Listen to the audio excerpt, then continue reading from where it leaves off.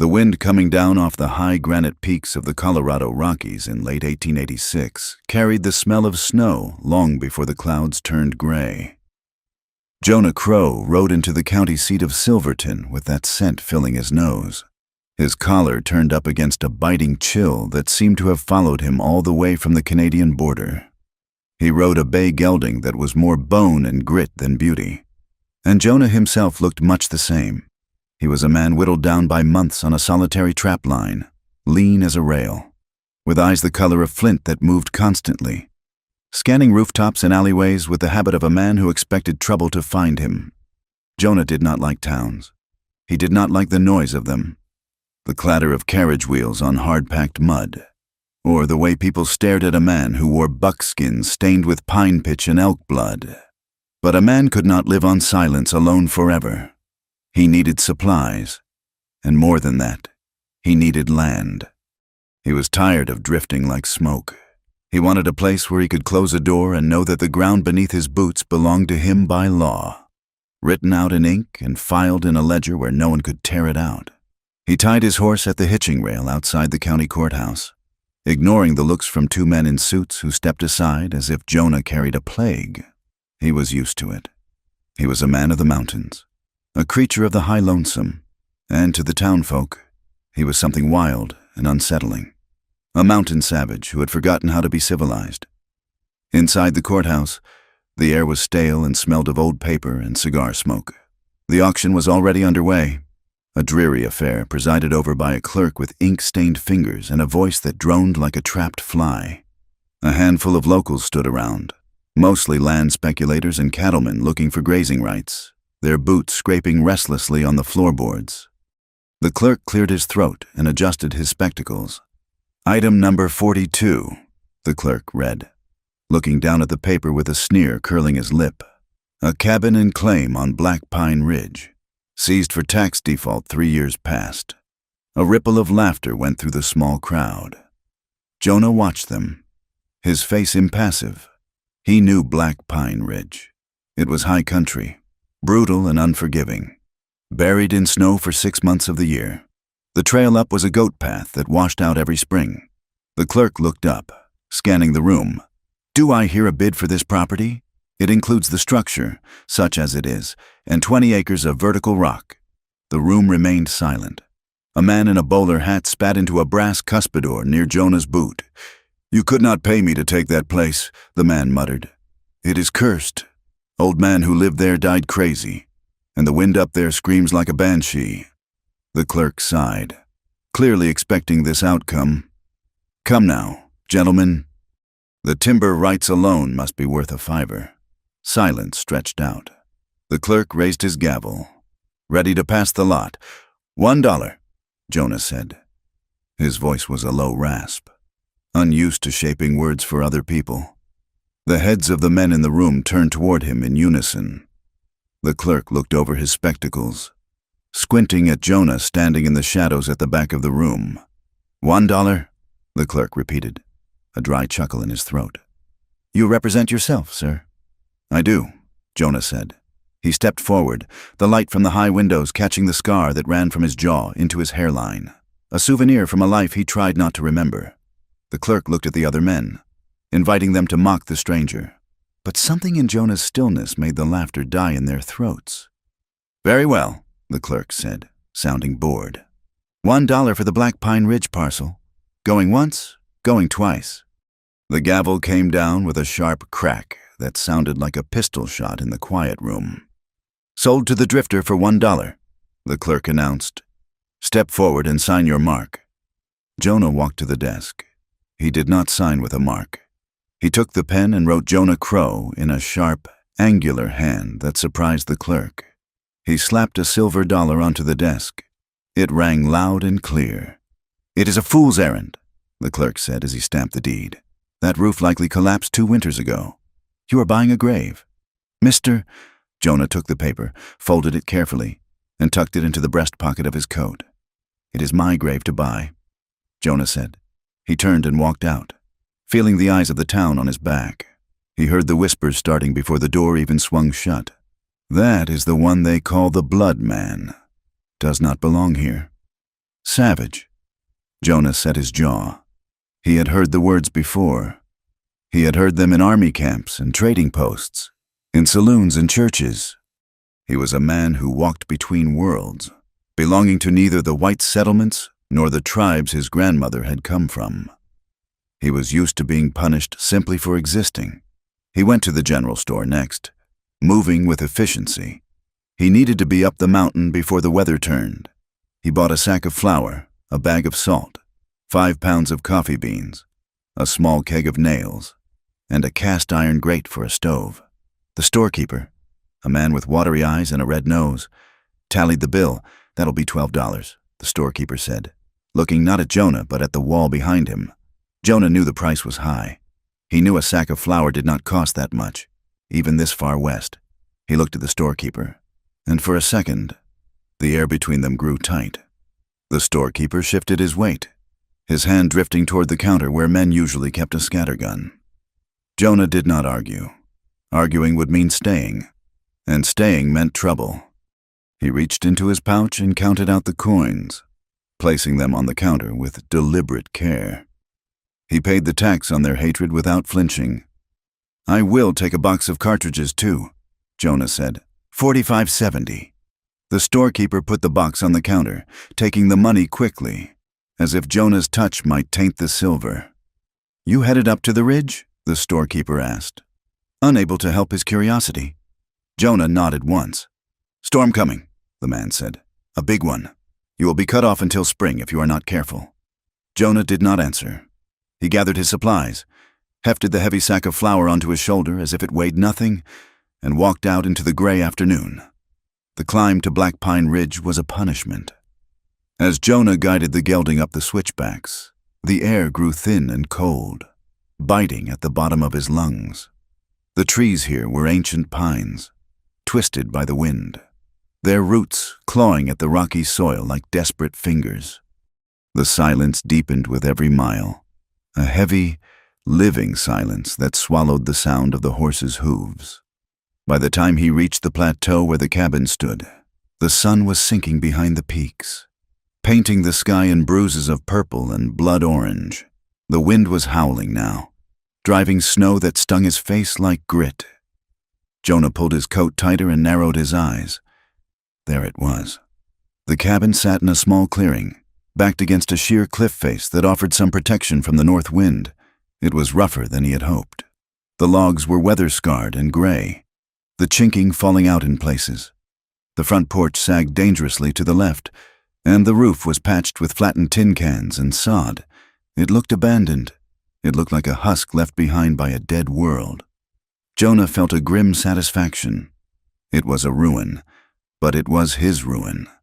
He dismounted, tying the horse to a sapling. He would need to build a shelter for the animal, but for tonight, he would bring the beast into the lee of the wall. He walked toward the cabin, his boots crunching on the frozen crust of snow. He reached for the latch, his mind already cataloging the work he would need to do. Fix the roof, shore up the porch, mud the chimney. Then he stopped. He stood perfectly still, his breath clouding in front of his face, his eyes, sharp as a hawk's, locked onto the chimney. A thin wisp of smoke, barely visible against the gray sky, was breathing from the flue. Jonah's hand went instantly to the knife at his belt. He did not draw it, but he rested his palm on the handle. The clerk had said the place was empty, abandoned. He looked at the ground near the porch steps. The wind was scrubbing the earth, but it had not yet erased the signs. There were boot prints, small ones, and a line dragged through the snow, like a sled or a travois. Someone was inside. Jonah approached the door like a man expecting a trap.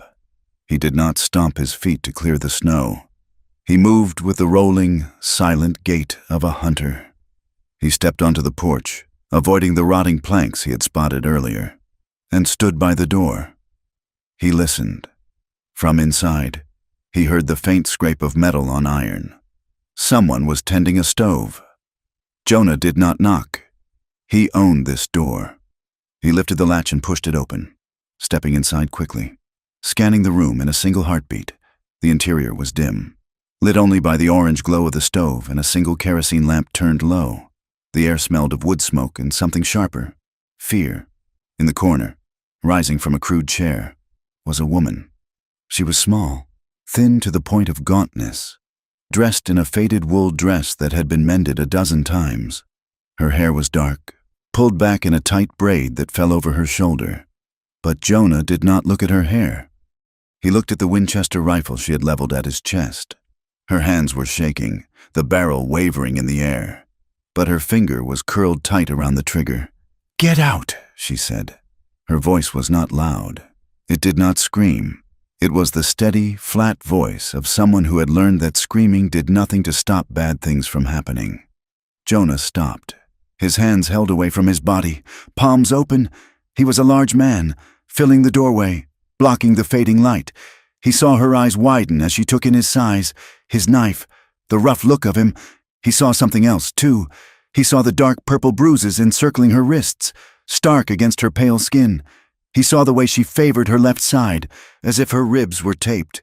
He saw the hollows under her cheekbones that spoke of hunger. "I said, get out," she repeated, shifting her grip on the rifle. "I will shoot." Jonah believed her. He had seen cornered animals before. They were the most dangerous kind. "This is my cabin," Jonah said, his voice low and rumbling in the small room. "I bought the deed at the auction in town today." The woman blinked, confusion flickering across her face, but the rifle did not lower. "You are lying," she said. "Nobody buys this place. It is cursed." "I paid $1 for it," Jonah said. "I have the paper in my pocket." He moved his hand slowly toward his coat.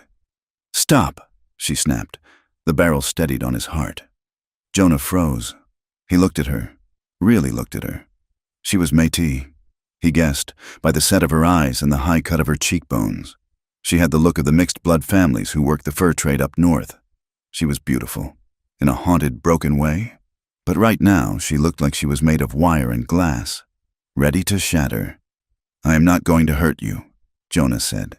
"That is what they all say," she replied bitterly. Outside, the wind gusted, rattling the loose shingles on the roof. The temperature was dropping fast. If he went back down the mountain now, in the dark and the storm, he would likely freeze or his horse would break a leg. "Look," Jonah said, reasonable. "The storm is coming. A bad one. I have a horse outside that needs shelter. I have food." At the word food, her eyes flickered to the sack of flour he had dropped on the porch. The hunger in her expression was raw and unguarded. "I am not leaving," Jonah said.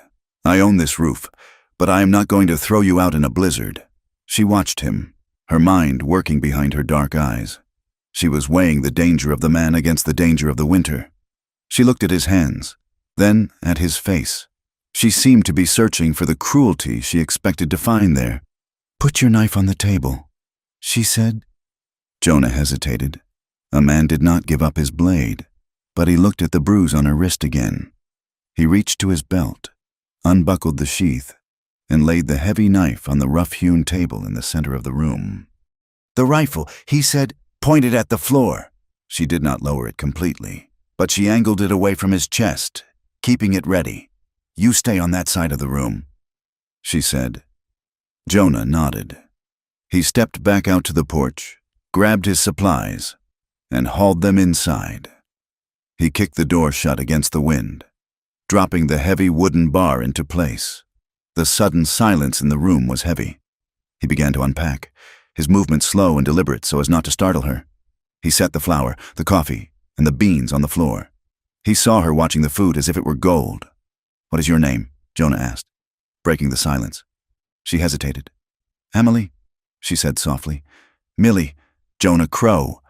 He said. He looked around the single room. It was sparse.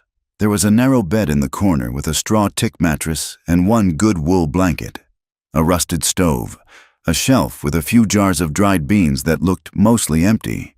On the table sat a battered Bible and a small tin. The lid was open, revealing a few sewing needles and a spool of thread. "You live here alone?" Jonah asked. Millie's chin went up. "I do now." She did not elaborate, and Jonah did not ask. He saw a loose floorboard near the hearth that sat slightly higher than the others. as if something was wedged beneath it. But he filed that away for later. The wind howled again. A long, mournful sound that shook the logs. Snow hissed against the single window pane. "We need wood," Jonah said. He went to the stove and checked the firebox. It was low. He added a few sticks from the small pile next to it. Millie watched him, her body tense, coiled tight. Night fell like a hammer. The cabin grew dark except for the pool of light from the lamp. Jonah took his bedroll and unrolled it in the far corner, the coldest part of the room, near the drafty door. He wanted to show her he kept his word. Millie sat on the edge of the bed, the rifle across her lap. She did not lie down. She pulled the blanket around her shoulders, her eyes fixed on him. "Go to sleep," Jonah said, stretching out on the hard floor. "I am not going to touch you. I will stay awake," she said. Jonah closed his eyes, but he did not sleep. He lay there, listening to the storm build. The wind was screaming now, tearing at the trees outside. It was the kind of night that buried mistakes and hid secrets. Hours passed. The fire popped and hissed. Jonah's breathing evened out, feigning sleep, though his hand rested near the Colt revolver in his coat pocket. Then he heard it. It was not the wind. It was a sound distinct from nature, the heavy, rhythmic crunch of snow under multiple boots, voices muffled by the gale, shouting to be heard. Jonah's eyes snapped open. He sat up. Millie was already standing. Her face had gone pale, her eyes wide with a terror that was absolute. "They are here," she whispered. Her voice broke. "They will drag me back." She looked at the door, then at the rifle, her hands shaking so hard the weapon rattled. She looked like she might turn the gun on herself rather than open that door. Jonah did not ask who they were. He did not ask what she had done. He looked at the terror in her face and made a choice that he did not fully understand. "Kill the light," he ordered. Millie froze. "Now," Jonah hissed. She blew out the lamp. The room plunged into darkness, lit only by the faint red glow of the stove vents. Jonah moved fast. He crossed the room, grabbed the heavy quilt from the bed, and threw it over the stove to stifle the light, praying it wouldn't catch fire for a few minutes. He grabbed Millie by the arm. She flinched violently, but he pulled her down to the floor, behind the bulk of the table. "Quiet," he whispered. Not a sound. The voices were closer now. They were right outside the cabin.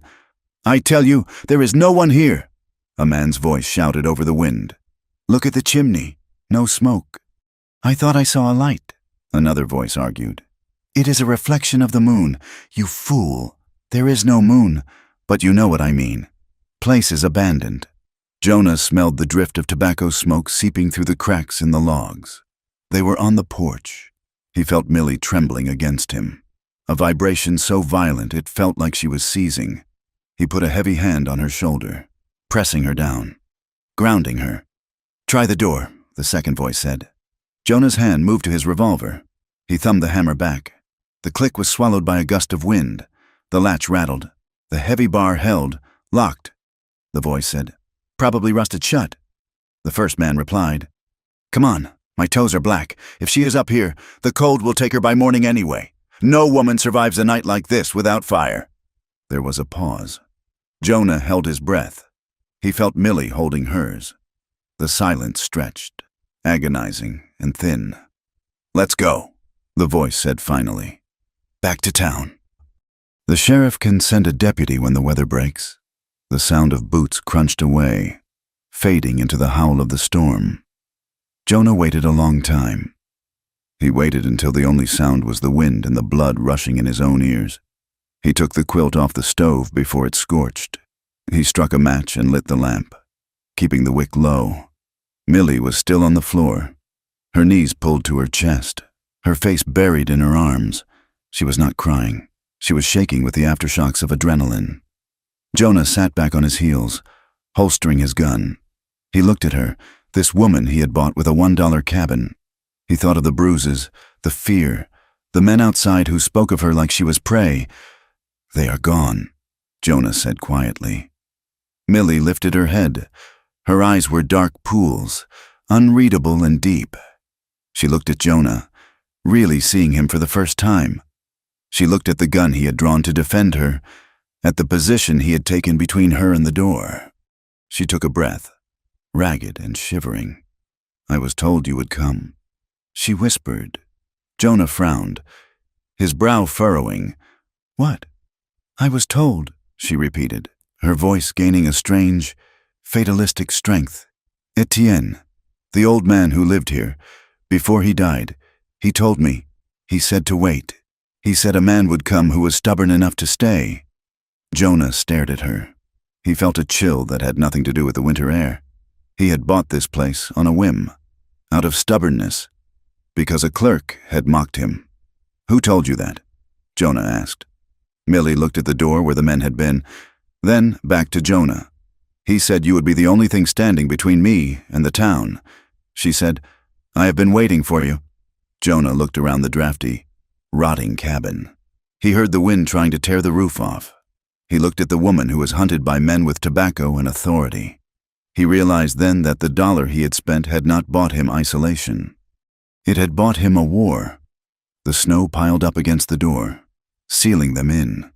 Two strangers, trapped in the dark, with a winter ahead that would demand honesty, whether they wanted it or not. Jonah stood up and put another log on the fire. "Get some sleep. Millie," he said, his voice rough. "We are snowed in." He went back to his corner, wrapped himself in his coat, and watched the flames dance, wondering just what kind of fate he had walked into. The blizzard did not just cover the world, it erased it. For 3 days, the cabin on Black Pine Ridge existed in a void of white noise and biting cold, cut off from the earth below and the sky above. The days bled into nights, marked only by the gray shifting of the light against the frosted window pane and the rhythmic consumption of the woodpile. Survival settled into a routine that was less about living and more about refusing to die. Jonah Crow spent his hours waging war on the wood. He had found a stash of seasoned logs under the sagging porch, but they were frozen solid, hard as iron. He brought them inside to thaw near the stove, then split them with a hatchet, the sound of the blade biting into the wood cracking like pistol shots in the small room. His hands, already calloused from years on the trap line, began to split at the knuckles from the dry cold, bleeding sluggishly into the grain of the wood. Millie LaRue had her own war. She took charge of the interior with a quiet, fierce efficiency that Jonah had not expected. She melted snow in the heavy iron pot for water, straining it through a piece of clean cloth to catch the pine needles and grit. She took the flour Jonah had bought, the flour he had paid $12 for, and turned it into flat, dense biscuits cooked on the stovetop. They moved around each other like ghosts in a hallway, careful not to touch, careful not to speak more than necessary. They were roommates of necessity, bound by the lethal temperature outside rather than any shared goodwill. But Jonah was a man who noticed things. It was how he had stayed alive this long. He watched Millie when she thought he was sleeping or staring into the fire. He saw that she did not move like a town woman.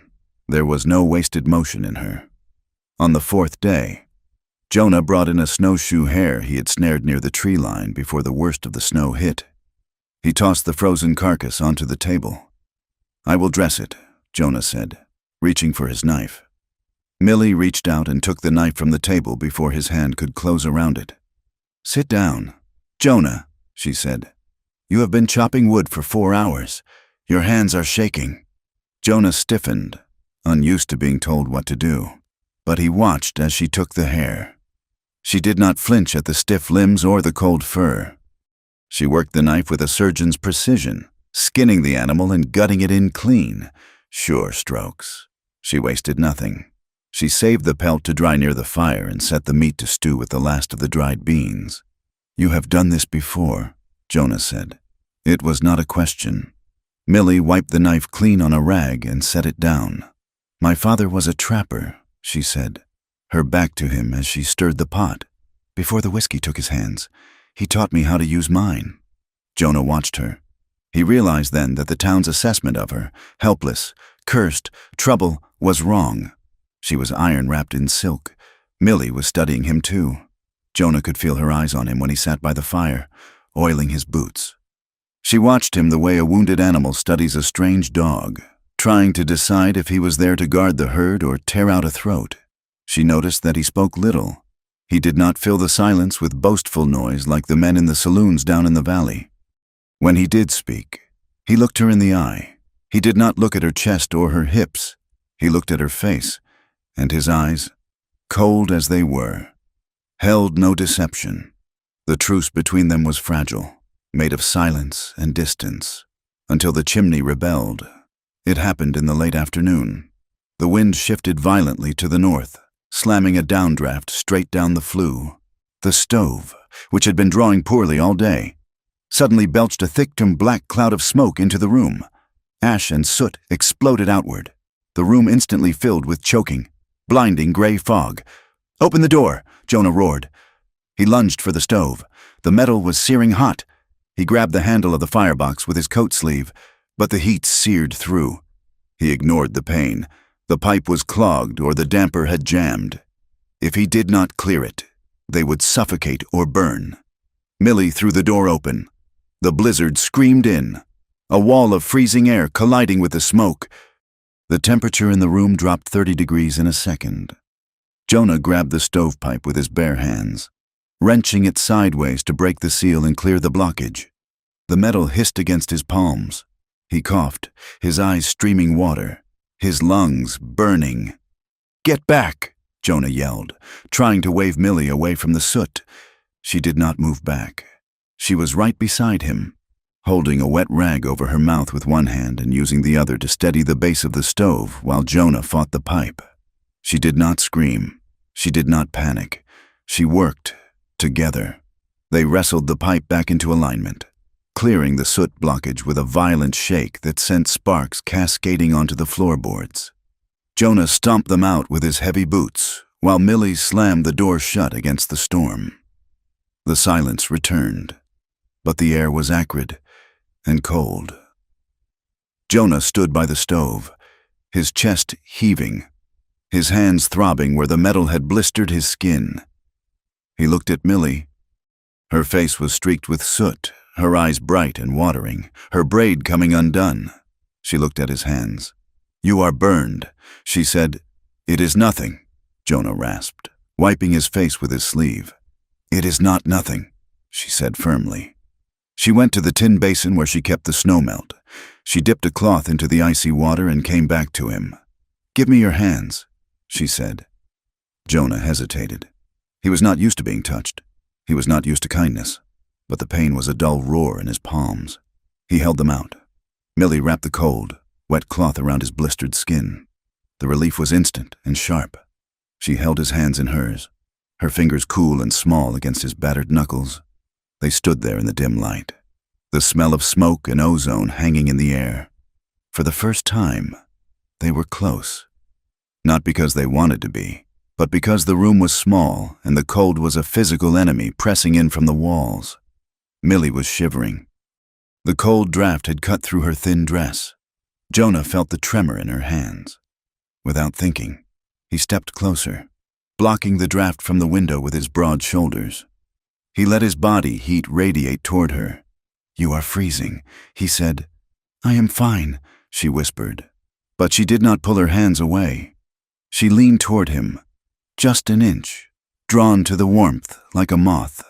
They stood like that for a long time, the storm raging outside, the silence inside shifting from hostile to something shared. That night, the exhaustion broke their silence. They sat on the floor near the stove, the only warm place left. The darkness loosened their tongues. Millie spoke first, her voice low, as if telling the story to the fire rather than to Jonah. "I was born in a camp north of Leadville." She said, "My mother was Cree. She prayed to the spirits of the wood. My father was French. He prayed to a Catholic God he did not really believe in." She paused, tracing a crack in the floorboard. "When my mother died, the town made sure I knew what I was. Too French for the Indians, too Indian for the whites. I was the half-breed girl, the one who did not belong in the church and did not belong in the forest. I learned early that people hate what they cannot name." Jonah listened, his eyes on the glowing grate of the stove. He understood that displacement, He felt it in his own bones. I ran away when I was 14. Jonah said. His voice was gravel. Army recruiters came through. They promised a wage and a horse. I became a scout. He looked at his hands, wrapped in the cloth Millie had tied. They used me to find the camps, to find the people who looked like my grandmother. They said it was duty. They said it was for the safety of the territories. He fell silent, the weight of the memory pressing down on him. And you believed them? Millie asked softly. I was young, Jonah said, and I was hungry. By the time I stopped believing them, I had seen too much blood. It does not wash off. Millie, you can scrub until the skin is raw, but the stain is under the surface. Millie looked at him. She saw the lines of guilt etched into his face, deeper than the scars. She realized then that his silence was not emptiness. It was a heavy curtain drawn over a room he could not bear to look at. We are a pair, aren't we? Millie said, a sad smile touching her lips. A ghost and a mapmaker with no country. The blizzard broke 2 nights later, but the danger did not. The clear sky brought a cold so profound it cracked the trees. And it brought the wolves. They came after midnight, drawn by the scent of the hair Jonah had dressed. At first, it was just a sound, the crunch of paws on the crust, the snuffling at the door. Then came a low, vibrating growl that seemed to come from the earth itself. Jonah was awake instantly. He rolled out of his blankets, grabbing the Winchester. Stay down, he commanded. Millie sat up in bed, clutching the quilt to her chest. How many? Enough, Jonah said. They are hungry. They smell the meat. The scratching at the door grew frantic. A heavy body slammed against the wood. The latch rattled. Jonah moved to the window. He scraped a small hole in the frost. Outside, in the moonlight, he saw them, 5 of them. Gaunt, gray shadows circling the cabin. One was digging at the foundation logs. If they get under the porch, they will tear the floor up. Jonah said. He checked the load in the rifle. I have to go out. No, Millie said, her voice rising. Jonah, do not. If I do not, they will be here all night. And more will come. He pulled his heavy coat on, jamming his hat low. He looked at Millie. Bar the door behind me. Do not open it unless you hear my voice. If something else tries to come in, you shoot it. Do you understand? Millie nodded, her face white as the snow outside. Jonah slipped the latch and kicked the door open. He stepped out into the biting air. The rifle raised. The wolves turned as one. The leader, a massive male with a scarred ear, snarled and dropped low. Jonah did not hesitate. He fired. The crack of the rifle echoed off the cliff face like thunder. The leader yelped and spun, biting at its flank. The others scattered but did not run. They circled, emboldened by starvation. One of them lunged from the shadows of the woodpile. Jonah swung the rifle barrel, clubbing the beast aside, but claws raked across his shoulder, tearing through the wool coat and into the flesh beneath. Jonah grunted, staggering back. He worked the lever of the rifle, chambering another round. He fired again, dropping the attacking wolf in the snow. The scent of powder and fresh blood filled the air. The remaining wolves, sensing a fight that would cost them too much, turned and vanished into the tree line, melting into the dark. Jonah stood on the porch for a moment, breathing hard, the adrenaline singing in his veins. He grabbed the dead wolf by the scruff of the neck and dragged it onto the porch, a warning to the others. Jonah! Millie's voice came from inside, tight with panic. He knocked on the wood. It is me. Open up. The bar slid back. Jonah stumbled inside. He kicked the door shut and leaned against it. Blood was soaking the shoulder of his coat, dark and wet. You are hurt, Millie said. She was at his side instantly, her hands fluttering over the tear in the fabric. It is a scratch, Jonah said, though it burned like fire. Sit, Millie ordered. She sounded like the doctor she had never been allowed to become. Jonah sat on the stool. Millie peeled the heavy coat off him, then the flannel shirt beneath. The claws had raked 3 deep furrows across his deltoid muscle. It was ugly, but not deep enough to sever the muscle. Millie worked quickly. She poured some of the precious corn whiskey Jonah kept for medicinal purposes onto a clean rag. "This will sting," she warned. "Do it," Jonah said. She pressed the cloth to the wound. Jonah hissed, his hand gripping the edge of the table until his knuckles turned white. He did not pull away. Millie cleaned the blood with a gentleness that made Jonah's throat tighten. It had been years, decades, maybe, since anyone had touched him with the intent to heal rather than to harm. Her fingers were steady, careful not to press too hard on the raw edges. She fetched a needle and thread from her tin. "I have to stitch it," she said. Jonah nodded. He watched her face as she worked. She was biting her lip in concentration. The firelight caught the hollow of her throat and the loose strands of hair that framed her face. He felt a strange sensation in his chest, a thawing that was more painful than the freezing had been. He was trusting her.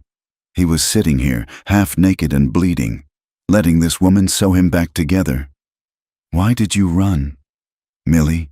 Jonah asked quietly. The pain of the needle was sharp, but it cleared his head. Millie paused, the needle hovering over his skin. She did not look up. "There is a man," she said, "a powerful man. He owns the sawmill. He owns the sheriff." "Silas Pritchard?" Jonah guessed. He had heard the name in town, the man who owned half the county. Millie nodded. "He saw me in town 6 months ago. He decided he wanted me. He sent gifts. I sent them back. He came to my room at the boarding house. I locked him out." She resumed stitching, her hand shaking slightly now. "When a man like that is refused, he does not just walk away. He destroys. He told people I was a whore. He told the shopkeepers not to sell to me.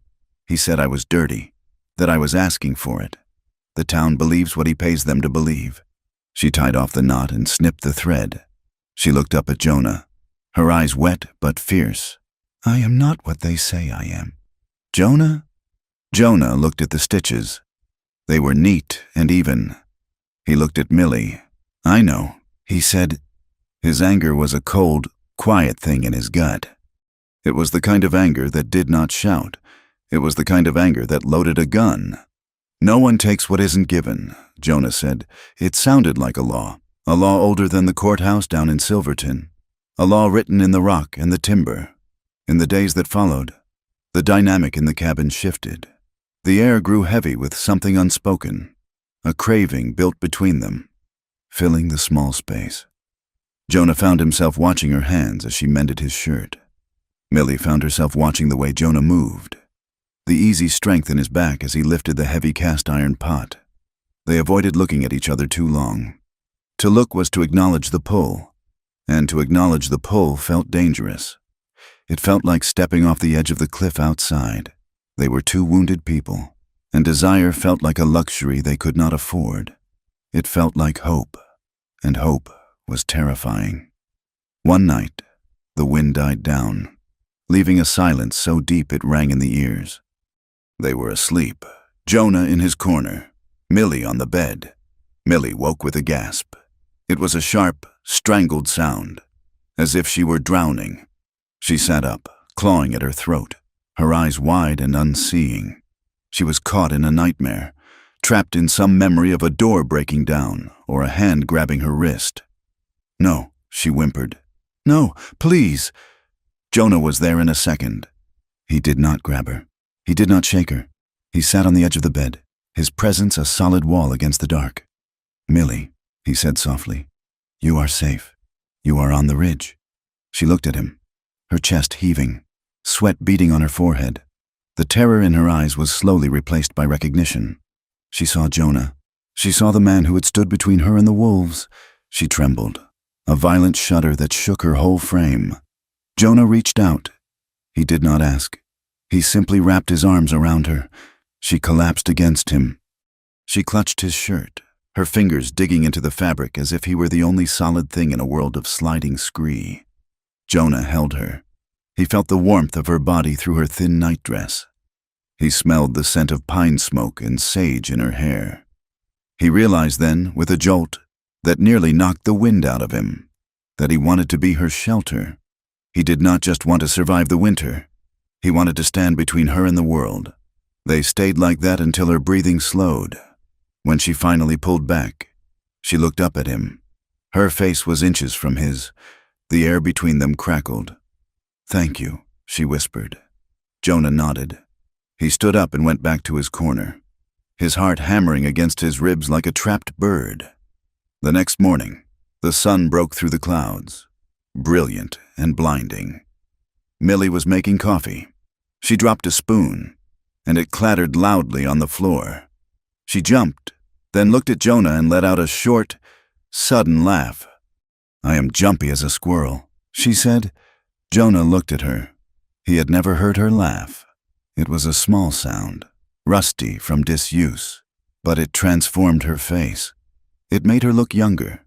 It made the cabin feel less like a grave and more like a home.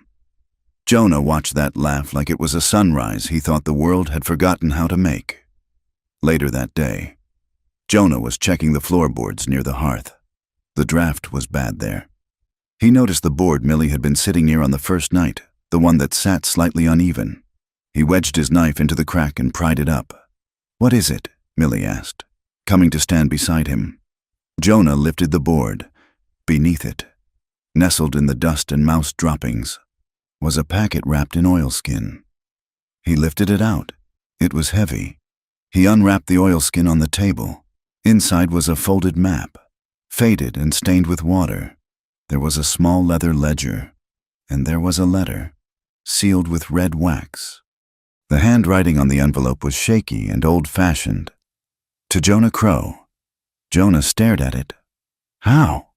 Millie gasped. "That is Etienne's writing?" Jonah broke the seal. He unfolded the paper. The date was from 6 months ago. "Jonah," the letter read, "if you are reading this, then you are the damn fool I hoped you would be. You bought the cabin. Good, the girl, Millie. She is my goddaughter. Her father was my partner before the drink took him. I promised him I would keep her safe, but I am dying. Jonah, the cough has me, and there are wolves in this town worse than the gray ones on the ridge. Do not trust the sheriff. He is Pritchard's dog. And do not think this is just a cabin. What is hidden in these walls is the key to everything. Millie's life is tied to it. Keep her safe, and the claim is yours. Signed, Etienne Leroux." Jonah lowered the letter. He looked at the map. It showed the ridge, but it had markings on it that did not match the official surveys. Millie looked at him, her face pale. "He knew," she said softly. "Etienne told me," he said. "When the cabin is safe on paper, Jonah will come. I did not know how he knew your name. I thought he was just telling stories to keep me from being afraid." She looked at Jonah with wide eyes. "I waited because I had nowhere else to wait." Jonah looked at the letter, then at the woman. He looked at the walls of the cabin he had bought for $1. He realized then that the price had been a lie. The cabin was not a bargain. It was a fuse. Etienne had set a trap for the men who wanted to destroy Millie, and he had used Jonah as the match to light it. Jonah folded the letter and put it in his pocket. He looked at the door. The winter was far from over. "We are not just hiding anymore." "Millie," Jonah said, his voice grim. He placed his hand over hers on the table. "We are holding the match." The weather broke on a Tuesday, 3 weeks after the blizzard had sealed the cabin on Black Pine Ridge like a tomb.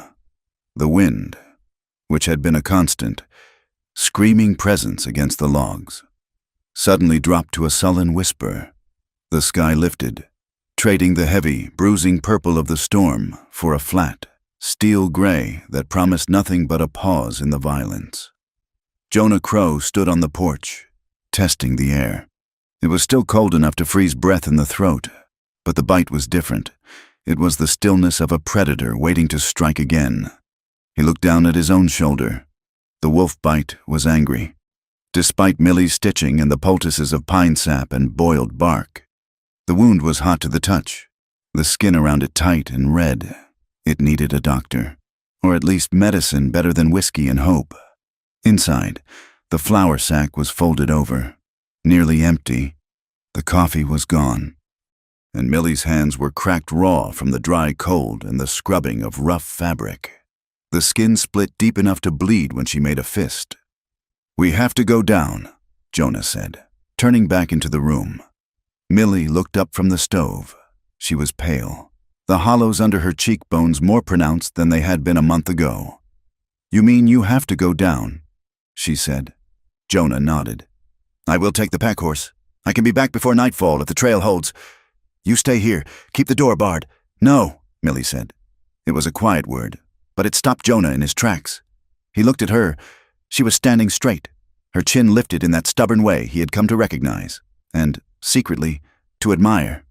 "Millie," Jonah said, his voice low and reasonable. "There are men down there who want to put you in a cell, or worse, if you show your face. Pritchard will know exactly where you are." "Let him know," Millie said. She walked over to him, her eyes hard. "I am tired of living like a ghost. Jonah, I am tired of jumping at shadows and wondering if every sound in the wind is a deputy coming to drag me away. If I stay here alone, listening to the silence, I will go mad. I would rather face fear than rot in it." Jonah looked at the resolve in her face. He saw the tremble in her hands she was trying to hide, but he saw the steel in her spine too. He knew that look. It was the look of a soldier who was done digging trenches and ready to charge, even if the charge was suicide. He sighed, a rough sound that scraped his throat. "If you come, you do exactly what I say," Jonah said. "You do not speak to anyone. You stay close enough to me that a knife cannot pass between us." "I can do that," Millie said. Jonah went to the peg by the door and took down his spare coat. It was a heavy buffalo hide coat, immense and shaggy, smelling of wood smoke and old tobacco. He held it out. "Put this on," he said, "and wrap your head. You look like a trapper's boy, not Millie LaRue. She put the coat on. It swallowed her whole." The sleeves hung past her hands, and the hem dragged near her ankles. She wrapped a woolen scarf around her head and neck, pulling it up until only her eyes and the bridge of her nose were visible. Jonah checked his revolver. He spun the cylinder, checking the loads. 5 beans in the wheel. Hammer down on an empty chamber. He slid it back into the holster and tied the leather thong over the hammer. "Let's go," he said. The descent was a nightmare of slush and treacherous ice. The trail, barely a scratch on the side of the mountain, was slick with runoff where the sun had touched it and hard as iron in the shadows. They rode in silence. Jonah leading on his bay gelding, Millie following on the pack horse. They took the old game trail that cut behind the ridge, a path used only by deer and desperate men. It added an hour to the ride, but it kept them off the main wagon road where the timber crews moved. When they finally broke out of the tree line and saw the town of Silverton sprawled in the valley below, it hit them like a physical blow, after the profound, living silence of the high ridge. The town was a chaotic assault. The air was thick with the acrid yellow smoke of coal fires and the smelter stacks. The noise was a dull roar, steam whistles, the clang of the blacksmith's hammer, the shouting of teamsters, the bark of dogs. Millie stiffened in the saddle. Jonah saw her posture tighten, her shoulders hunching under the heavy coat. She looked small against the backdrop of the noisy, dirty world. He dropped his horse back until he was riding beside her, his knee brushing the stirrup of her saddle. "Head down," Jonah murmured. "Look at the horse's ears. Do not look at the men." They rode into the slushy mud of the main street. The town was busy, filled with miners down from the high camps and railway men moving freight before the winter locked the passes for good. It was a hard town, built by hard men for the purpose of ripping silver out of the earth. There was no softness here. They tied the horses at the rail outside the mercantile. Jonah helped Millie down. Her legs were stiff from the ride, and she stumbled slightly. He caught her elbow, his grip firm. "Stay with me," he said. They walked into the store. The warmth hit them first, then the smell, spices, leather, sawdust, and the sweat of unwashed bodies. The store was crowded. Jonah moved through the crowd with the fluidity of water, parting the sea of rough coats and broad backs. He kept Millie on his left side, shielding her from the room. He moved to the counter. The shopkeeper was a new man, Not the one who had overcharged him before. This one was younger, with slicked back hair and eyes that darted around the room like nervous minnows. "Sack of flour," Jonah said, his voice flat. 10 pounds of beans, coffee, and I need salve for a wound. The shopkeeper looked at Jonah, taking in the scarred face and the mountain dress. Then his eyes slid to Millie. He squinted, trying to peer past the scarf and the oversized coat. "Who is the boy?" the shopkeeper asked. Jonah did not blink. "My business. Get the goods." The shopkeeper hesitated, bristling slightly at the tone, but he turned to the shelves while his back was turned. A woman in a bonnet standing near the fabric bolts leaned toward her companion. She did not whisper quietly enough. "That is him," she hissed. "The savage who bought the death cabin. Who is he with?" the other woman asked. "Some runaway. Likely. Or a squaw he picked up. You know how those mountain men are. Animals." Millie flinched. It was a small movement, a tightening of her jaw, but Jonah felt it. The insult was not new to him. He had been called worse things by better people, but seeing it land on Millie felt like swallowing nails. He shifted his weight, putting his back to the women, blocking them from her view. He made himself a wall. The shopkeeper returned with the supplies and a tin of carbolic salve. "That will be $8, the man said. Jonah put the money on the counter. He did not argue the price. He just wanted to be gone. As they turned to leave, the door opened, and the winter light was blocked by a large shape. Sheriff Cable stood there. He was a thick-set man with a mustache that hid his mouth and eyes that looked like wet stones. He wore a badge that gleamed in the dim light, and a coat with a fur collar that looked too expensive for a lawman's salary. He stopped, his gaze landing on Jonah. A slow smile spread under the mustache, but it did not reach his eyes. "Jonah Crow," the sheriff said. His voice was rich and oily. "I heard you were still up there. I had a bet with the deputy that you had frozen to death by now." Jonah did not smile. "Sheriff." The sheriff's eyes drifted past Jonah and landed on Millie. He studied the buffalo coat, the scarf, the small boots peeking out from the hem. "And who is this?" Sheriff Cable asked. He took a step closer, invading their space. Jonah stepped sideways, placing himself directly in the sheriff's path. "My partner," Jonah said. "Partner," the sheriff repeated. He chuckled. "A small partner? You know, Crow. We have a person of interest missing from town. A woman, Amelie LaRue. You wouldn't have seen her up on that ridge. Would you?" Millie's breath hitched. Jonah heard it. He saw her hand drift toward the pocket of the coat where she had hidden a small knife. "I live alone," Jonah said. "Is that so?" the sheriff said. He leaned in, lowering his voice. "Because Mr. Pritchard is very concerned about her welfare. She is a fragile creature, confused. She is wanted for questioning regarding some property theft. It would go well for a man who helped return her. It would go very badly for a man who hid her." The threat hung in the air, smelling of stale whiskey and menace. The store had gone quiet. People were watching. Jonah looked at the sheriff. He did not posture. He did not touch his gun. He simply stood there, radiating a stillness that was more terrifying than any shout. "If you have a warrant, show it," Jonah said. "If you do not, get out of my way." The sheriff's smile faltered. His hand twitched near his hip. "You are walking a thin line." "Crow," the sheriff said softly. "That cabin is a long way from help. Accidents happen up there." Jonah's eyes narrowed.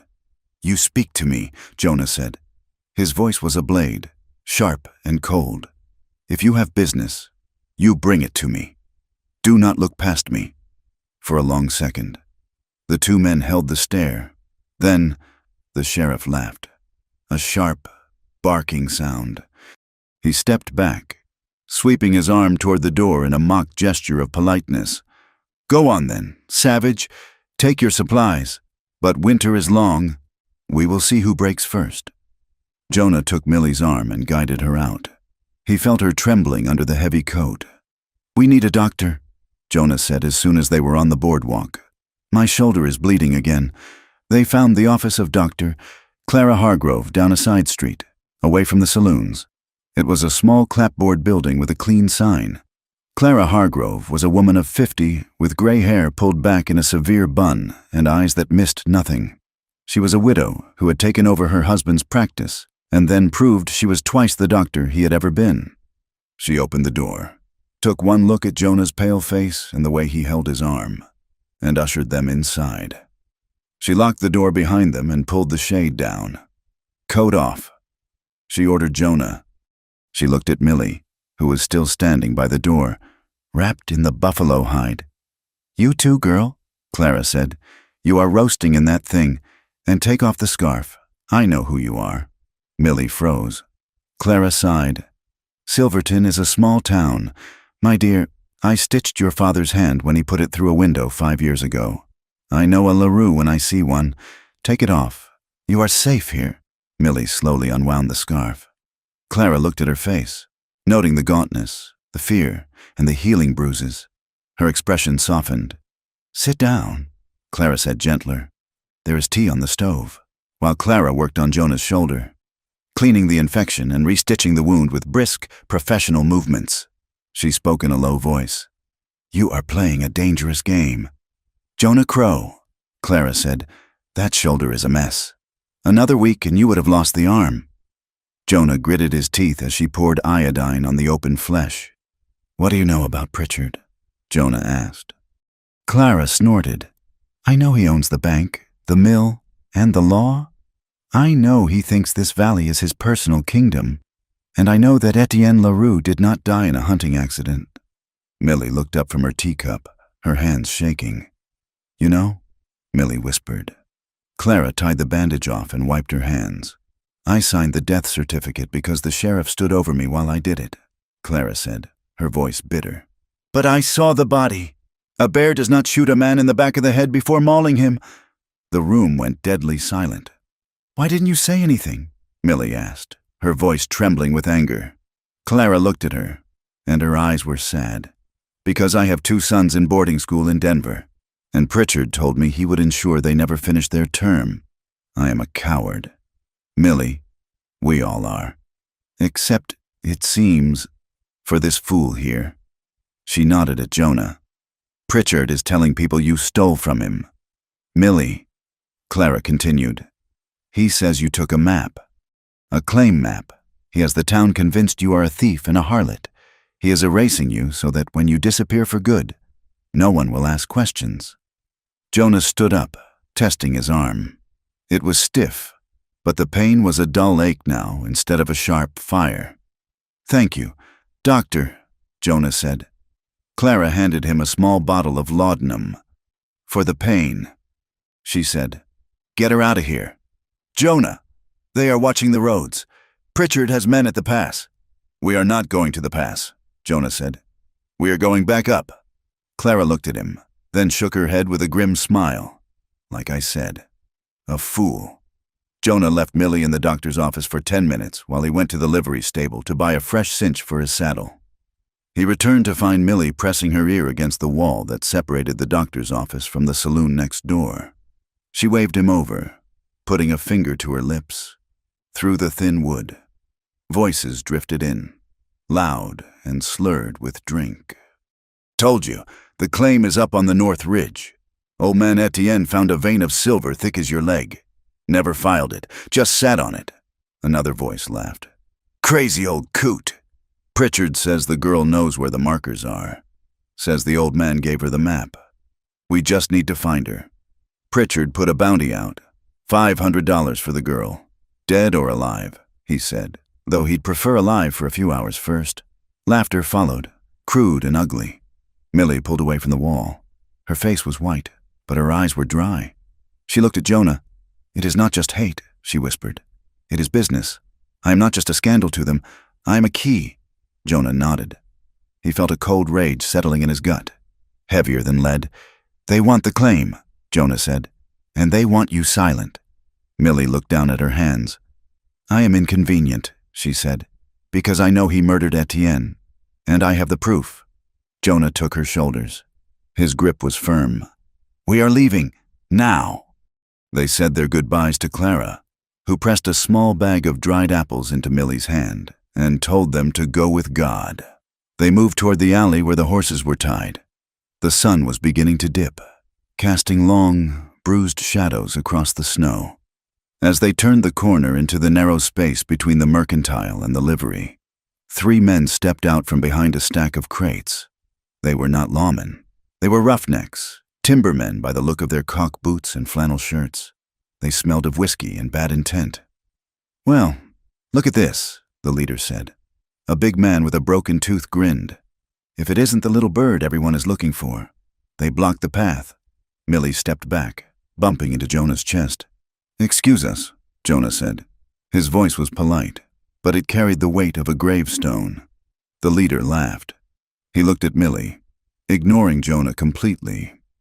"Mister, Pritchard would pay a lot to have a conversation with you." "Sweetheart, why don't you come with us? We have a warm carriage." He reached out a hand to grab Millie's arm. Jonah did not draw his gun. He did not shout.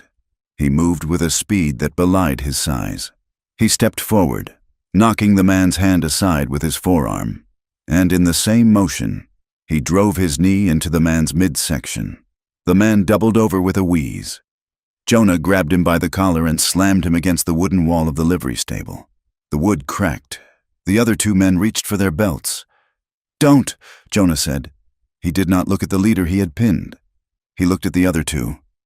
His eyes were flat, devoid of fear, devoid of hesitation. His hand hovered over the Colt at his hip. "If you pull those knives," Jonah said softly, "you will die in this alley, and no one will care enough to bury you." The men hesitated. They looked at Jonah's face, at the scar, at the sheer size of him. They looked at the eyes of a man who had seen death 1,000 times and made peace with it. The leader groaned, sliding down the wall. Jonah released him. He stepped back to Millie, putting an arm around her waist. "Go back to your drinks," Jonah said. "Tell Pritchard that if he wants her, he can come up the mountain himself, but tell him to bring a shovel." He guided Millie to the horses. They mounted up, their movements stiff and jerky. They rode out of the alley, leaving the 3 men staring after them in the gathering dusk. The ride back up the mountain was silent. The adrenaline that had sustained them in town began to fade, replaced by a deep, vibrating tension. They had poked the bear. They had walked into the lion's den and slapped it. By sundown, the rumors would be flying. "Jonah Crow is keeping the LaRue girl. She has bewitched him. They are thieves. They are lovers." The town would turn their survival into a dirty joke. But as they climbed higher, leaving the smoke and the noise behind, the air grew clean again. The silence of the ridge wrapped around them. They reached the cabin well after dark. The cold was intense, biting through their coats. Jonah stabled the horses, rubbing them down quickly, while Millie went inside to light the stove. When Jonah entered the cabin, the fire was roaring. The room was warm, smelling of pine and the faint, sweet scent of the dried apples Clara had given them. He barred the door. He dropped the heavy wooden beam into place with a thud that felt final. He turned to look at Millie. She had taken off the heavy coat and the scarf. She was standing by the stove, her hands held out to the heat. She was shaking. Jonah thought it was the cold, or the fear catching up to her. He crossed the room. "Millie," he said, "you are safe." She turned to face him. Her eyes were wide, dark and wild. "Safe?" she said, her voice cracking. "Did you hear them? Jonah? Did you see how they looked at me? Like I was meat, like I was nothing." She was trembling violently now. "If you hadn't been there." She whispered. "But I was there," Jonah said. He stepped closer. Millie looked up at him. She looked at the bandage on his shoulder, at the fatigue etched into his face. She reached out and touched his chest, her hand resting over his heart. "Why?" she asked. "Why are you doing this? You could have left me. You could have saved yourself." Jonah looked at her. He felt the heat of her hand through his shirt. He felt the pulse of the room, the danger outside making the air inside feel thick and heavy. He thought of the years he had spent running, the years of silence, The years of believing he was nothing but a weapon to be used and discarded. Because I was waiting too, Jonah said. He didn't know he was going to say it until the words were out. Millie's breath hitched. She stepped closer. The distance between them vanished. It wasn't a decision made by logic. It was the crash of two desperate things colliding. Millie looked at his mouth. She didn't look away. "Jonah," she whispered. He reached out and touched her face. His hand was rough, calloused, and scarred, but his touch was reverent. He traced the line of her jaw. "Are you sure?" Jonah asked. His voice was a wreck. Millie didn't answer with words. She reached up, tangled her fingers in his hair, and pulled him down. The kiss was not gentle. It tasted of fear and winter and desperate relief. It was a reclaiming. It was Millie saying, "I am not a victim," and Jonah saying, "I am not a monster." It was a hunger that had been building for weeks, fed by the cold and the silence. Jonah groaned low in his throat, wrapping his arms around her, pulling her body flush against his. She felt small and fragile, but she kissed him with a fierceness that matched his own. They moved blindly toward the bed. The world outside, the sheriff, Pritchard, the map, the danger, ceased to exist. There was only the firelight, the smell of wood smoke, and the skin of another human being against their own. They shed their clothes like shedding old skins. When Jonah lay down beside her, he hesitated, terrified of his own weight, of his own roughness. But Millie pulled him close, guiding his hands, arching into his touch. "Make me real," she whispered against his neck. They came together not with the practiced ease of lovers, but with the urgent, trembling exploration of survivors. It was an act of defiance, in a world that wanted them dead, or broken, or alone. They chose to be this. They chose to be warm. Jonah held her as if she were made of glass that he was terrified to break, but she held him back with a strength that surprised him, anchoring him to the earth. Later, deep in the night, the fire burned down to coals. The wind picked up again outside, rattling the door, but inside it was quiet. They lay tangled together under the wool blankets and the buffalo coat. Millie's head rested on Jonah's good shoulder. His arm was draped over her waist, his hand flat against her stomach. They were both terrified. They had crossed a line that could not be uncrossed. They had given the town something true to whisper about. But as Jonah listened to Millie's breathing, slow and steady, he felt a peace he had never known. He was not just a man occupying a cabin. He was a man holding a life. Morning came with a brilliant, blinding light off the snow. Jonah woke first.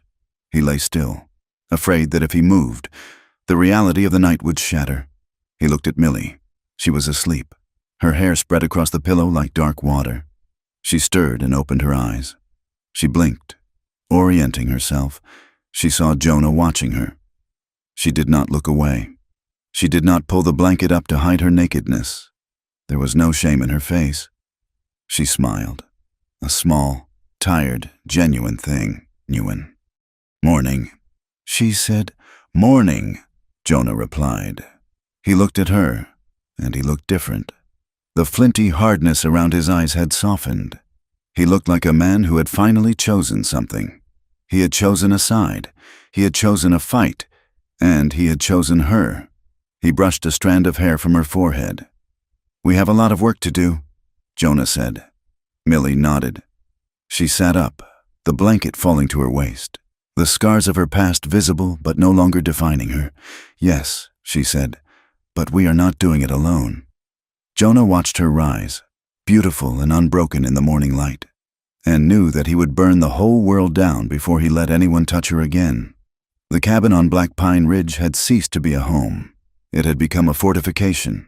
The romance of the isolation had worn off, replaced by the cold, metallic taste of a siege. Jonah Crow moved through the days with a grim purpose, turning the rotting structure into a trap for any man foolish enough to force the door. He reinforced the hinges with iron straps he forged in the stove's coals. He set snares along the perimeter, not for rabbits, but tripwires made of braided fishing line hidden beneath the snow, rigged to drop heavy pine boughs or make enough noise to wake the dead. Millie LaRue was changing too. The woman who had greeted him with shaking hands and a wavering rifle was gone. In her place was someone harder, forged in the heat of their shared danger. Jonah spent the mornings teaching her to shoot, not as a desperate deterrent, but as a marksman. "Squeeze," Jonah said, his voice low against her ear. "Do not pull. A pull throws the shot. Let the breath out and squeeze between the heartbeats." They stood in the clearing, the air sharp enough to freeze the inside of a nose. Millie held the heavy Winchester tight against her shoulder. She exhaled, a cloud of white steam, and fired. A pine cone 50 yards away exploded into splinters. She lowered the rifle, working the lever to eject the spent brass. It spun into the snow. "Smoking. Better," Jonah said. "It needs to be better than better," Millie said, her eyes fixed on the tree line. "It needs to be dead." Jonah watched her. He saw the way she scanned the woods, the way she kept the rifle within arm's reach even when she was kneading dough or mending clothes. She had stopped waiting for a savior and started preparing for a war. The war came closer 3 days later, arriving not with a gunshot, but with the jingle of sleigh bells. Jonah was at the window instantly, the rifle in his hands. He watched a single horse pulling a light cutter sleigh struggle up the final rise. The driver was bundled in heavy wool, a doctor's bag beside them. "It is Clara," Jonah said, lowering the hammer. "Doctor." Clara Hargrove brought more than liniment and bandages. She brought the kind of news that made the winter air feel thinner. She sat at their rough table, her hands wrapped around a tin cup of coffee, her face grave. "Pritchard is moving." Clara said he filed papers at the county seat yesterday. He is petitioning to seize the entire ridge under the eminent domain statutes. He claims it is essential for the expansion of the mining district. "He can't do that," Millie said, her voice tight. "This is deeded land. Jonah bought it." Clara looked at Millie with tired, sympathetic eyes. "Pritchard has judges in his pocket. Child. He claims the cabin is a public hazard and that the current occupant," she nodded at Jonah, "is a squatter with no valid claim who is harboring a fugitive. He is building a legal cage to go with the physical one." Jonah stood by the fire, his back to the room. He was listening, but his mind was working on the geometry of the trap. "He wants the land," Jonah said. "He wants the land because he knows what is under it." Jonah turned and walked to the table. He pulled the oilskin packet from his pocket, the one they had found under the floorboard. He spread Etienne's map out on the wood. "We looked at this before," Jonah said, "but we didn't look close enough." He traced a line of ink that ran parallel to the creek bed. "This isn't a survey line," Jonah said. "It is a vein. Look at the markings." Etienne marked the elevation drops. He looked at Millie. "Your godfather didn't just find silver. Millie, he found the mother lode, and it runs right under this cabin." Clara leaned in, adjusting her spectacles. "If that is true," she said softly, "then Pritchard isn't just greedy. He is desperate. If a claim like that is registered, it would undercut his entire operation in the lower valley. We need more," Millie said. "A map is just a drawing. We need proof that he knew, proof that he killed for it." Jonah looked at the walls of the cabin. He looked at the heavy logs, hewn by hand decades ago. Etienne had lived here for 20 years. He was a man of secrets, a man who knew that paper was fragile but wood endured. The letter said the cabin was the key. Jonah muttered. He began to walk the perimeter of the room, tapping the logs with the handle of his knife. Solid, solid, solid. He reached the wall behind the bed, the darkest corner of the room. He tapped a log at waist height. Thunk. The sound was different. Hollow. Jonah drew his knife. He dug the tip into a knot in the wood. It wasn't a knot, it was a plug, cleverly carved to fit the grain. He worked it loose and pulled. A section of the log, hollowed out from the inside, came away. Inside the cavity was a metal biscuit tin. Millie's breath hitched. She moved to his side as he pulled the tin out. It was heavy, sealed with beeswax to keep out the damp. Jonah set it on the table and used his knife to pry the lid. Inside lay a thick leather ledger and a stack of loose papers, some stained with dark, rusty smudges that looked like dried blood. Millie reached for the ledger. Her hands trembled as she opened it. "It is his handwriting," she whispered. "Etienne's." She began to read, her eyes scanning the columns of numbers and the notes written in the margins. "He wrote it all down," she said, her voice rising in disbelief. "Every load of timber Pritchard stole from the federal lands. Every bribe paid to the sheriff. He has dates, amounts, names." She turned the page to the very end. The ink was different here, hurried, jagged. "September 12th, Millie read aloud. "Pritchard came to the cabin himself, offered me $5,000 for the deed. I told him to go to hell. He laughed, said he would take it one way or another. He had men in the trees. I saw them." Millie stopped. She touched the page. "If I am found dead," she read. "It was Pritchard. He means to bury the truth with me. He knows about the silver." The silence in the room was absolute. This was not just evidence of theft. It was a voice from the grave pointing a finger at a murderer. Then Millie picked up the loose papers. She stared at the dark stains on the corners. "He was bleeding when he hid this," she whispered. "He didn't die in a hunting accident. He came back here. He hid this while he was dying." A memory slammed into her, violent and sudden. She gripped the table, her knuckles white. "The night he died," Millie said, her voice sounding far away. "I was in town. I was waiting for him at the boarding house. He never came, but late that night, men came to my door." She looked at Jonah, her eyes wide with a horror that was finally making sense. They laughed. I heard them in the hallway. They said, "The old man is done. Now we just need to scare the girl off." They tried the handle. I pushed the dresser against the door. I sat there all night with a knife in my hand. Jonah looked at her, and his heart broke for the terrified girl she had been. But alongside the heartbreak, a dark, familiar shame coiled in his gut. He looked at the ledger. He saw the dates from 2 years prior. "Millie," Jonah said quietly. She looked at him. 2 years ago, he said, "Before I came back to this valley to trap, I worked a season as a guide for a survey crew." He swallowed hard, forcing the truth out. "It was Pritchard's crew. I didn't know him then. I just needed the money. I led them up the north drainage. I showed them where the timber was thickest. I helped them map the very land he stole." Millie stared at him. The silence stretched, thin and brittle. "You worked for him?" she asked. "I did," Jonah said. "I took his coin. I helped him build the map he used to bleed this mountain dry." Guilt flared in his chest, hot and suffocating. He had spent his life trying to be a good man, or at least a harmless one. But the web of corruption was so wide that he had been caught in it without even knowing. He had helped build the monster that was now hunting the woman he loved. "I didn't know," Jonah said, his voice rough. "But that doesn't change that I did it." Millie looked at his face. She saw the self-loathing there, the old scars of a man who believed he was destined to cause pain. She reached out across the table. She did not pull away. She covered his hand with hers. "You were surviving." "Jonah," she said firmly, "just like I was. Pritchard uses people. That is his sin, not yours." She squeezed his hand. "But now we know. And now we have the weapon to stop him. We have to take this to the judge, not the one in Silverton. We have to go to Durango, or Denver." "We can't," Jonah said. "The passes are 10 feet deep in snow. And if we go down to town with this now, Pritchard will kill us before we get to the train station." "We have to try," Millie cried. "This is the truth. Jonah, it is right here."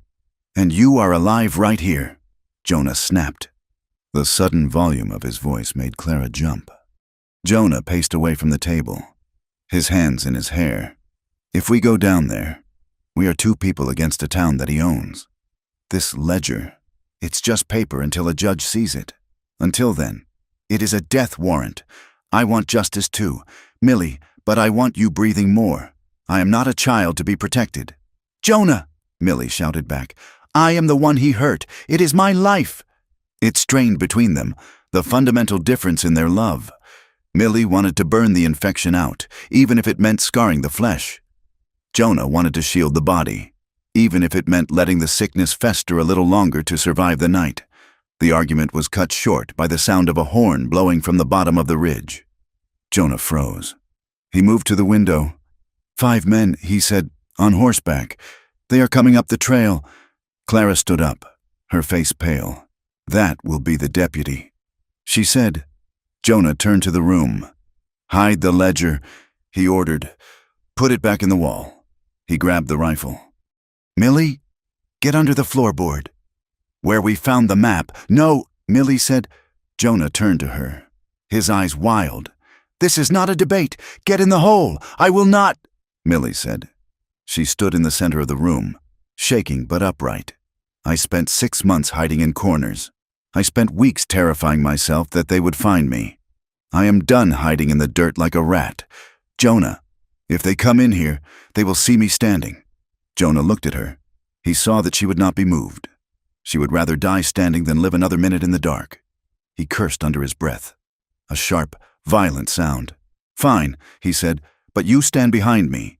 He replaced the log in the wall, hiding the tin. He threw the bolt on the door. He checked his revolver. Clara, sit by the fire, Jonah said. You are tending a patient. The heavy thud of a fist on the door shook the cabin. Open up, a voice shouted. By order of the county sheriff. Jonah waited a beat. Then he slid the bolt and opened the door. He filled the frame. Outside, the wind was whipping snow into swirls. 5 men sat on horses. The leader was Deputy Griggs, a man with a face like a hatchet and a reputation for enjoying his work too much. We have a warrant, Griggs said, not bothering with pleasantries. Search and seizure. We have reports of stolen property and a fugitive harboring in this dwelling. I have no fugitive, Jonah said calmly. And I stole nothing. Griggs smiled. It was a lizard smile. Then you won't mind if we look. He didn't wait for permission. He dismounted and pushed past Jonah. The other 4 men followed, crowding into the small cabin. They brought the cold and the smell of wet wool and aggression with them. Griggs stopped when he saw Millie. He looked her up and down, his eyes lingering on her neck, her waist. He smirked. Well now, if it isn't the LaRue girl. Looking a bit thin, aren't we? Millie met his gaze. She did not flinch. Get out of my house, she said. Your house? Griggs laughed. This is a squatter's shack, and you're under arrest. Darling. For what? Clara asked, speaking up from the fireside. Her voice was sharp as glass. Griggs looked at the doctor, surprised to see her. Dr. Hargrove.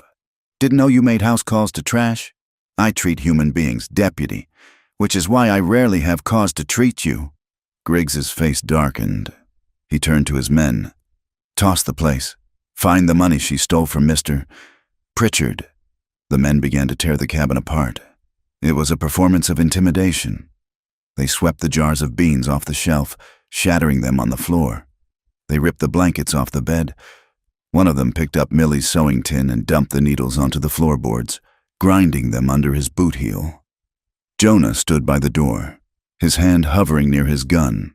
Every muscle in his body was coiled tight. He wanted to kill them.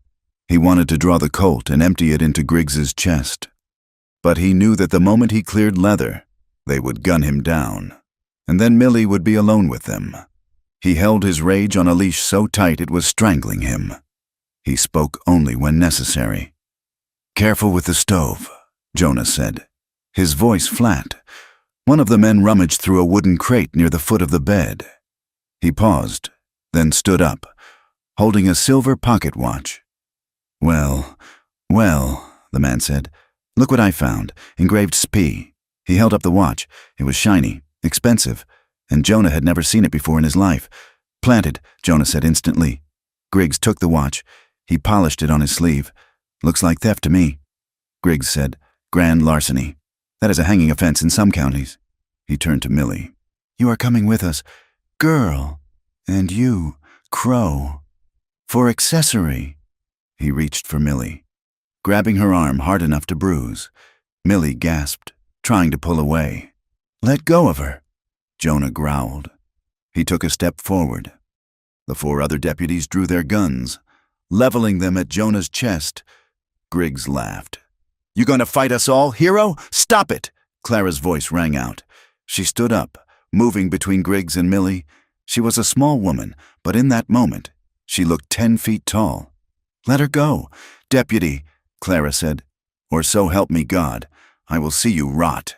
Griggs sneered. "You have no authority here." "Doctor, I have the authority of a witness," Clara shouted. "I have examined this woman. I have documented the bruises on her body from when Pritchard's men cornered her in the alley. I have a sworn statement from her regarding the harassment." She pointed a shaking finger at Griggs. "If you drag her down this mountain without a proper judge present, I will travel to Denver myself. I will testify to the federal marshal that you and your sheriff are running a criminal enterprise. I will testify that you planted evidence in front of my eyes. Do you think Pritchard can buy the governor? Because I went to school with his wife." Griggs hesitated. The threat of the governor and the presence of a respectable witness cracked his confidence. He looked at the watch, then at Clara's furious face. He released Millie's arm. He shoved her back toward the wall. "This isn't over," Griggs spat. "We have the evidence. We will be back with a warrant from the circuit judge, and when we come back, we are burning this rat trap to the ground." He turned to his men. "Let's go." They filed out, leaving the door hanging open, the snow swirling in to cover the broken glass and the spilled beans. As soon as the sound of the horses faded, the energy in the room collapsed. Millie stood against the wall, her breathing ragged. She looked at the wreckage of their home, the smashed jars, the trampled needles.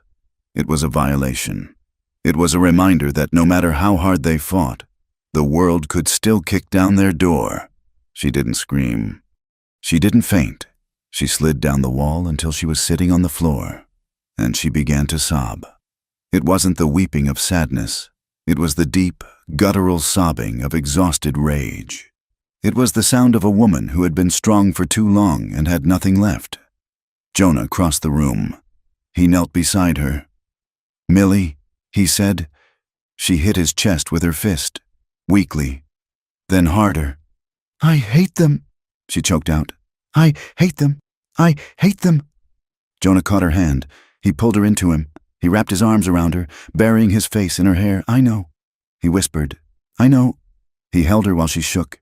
He held her while the rage poured out of her. And for the first time, he let go of his own caution. He let go of the idea that he could just survive this. "I won't let them take you," Jonah said. He pulled back to look at her. His eyes were fierce. "I don't care about the law. I don't care about the claim. I won't let them put a hand on you again. If they come back, I will kill them."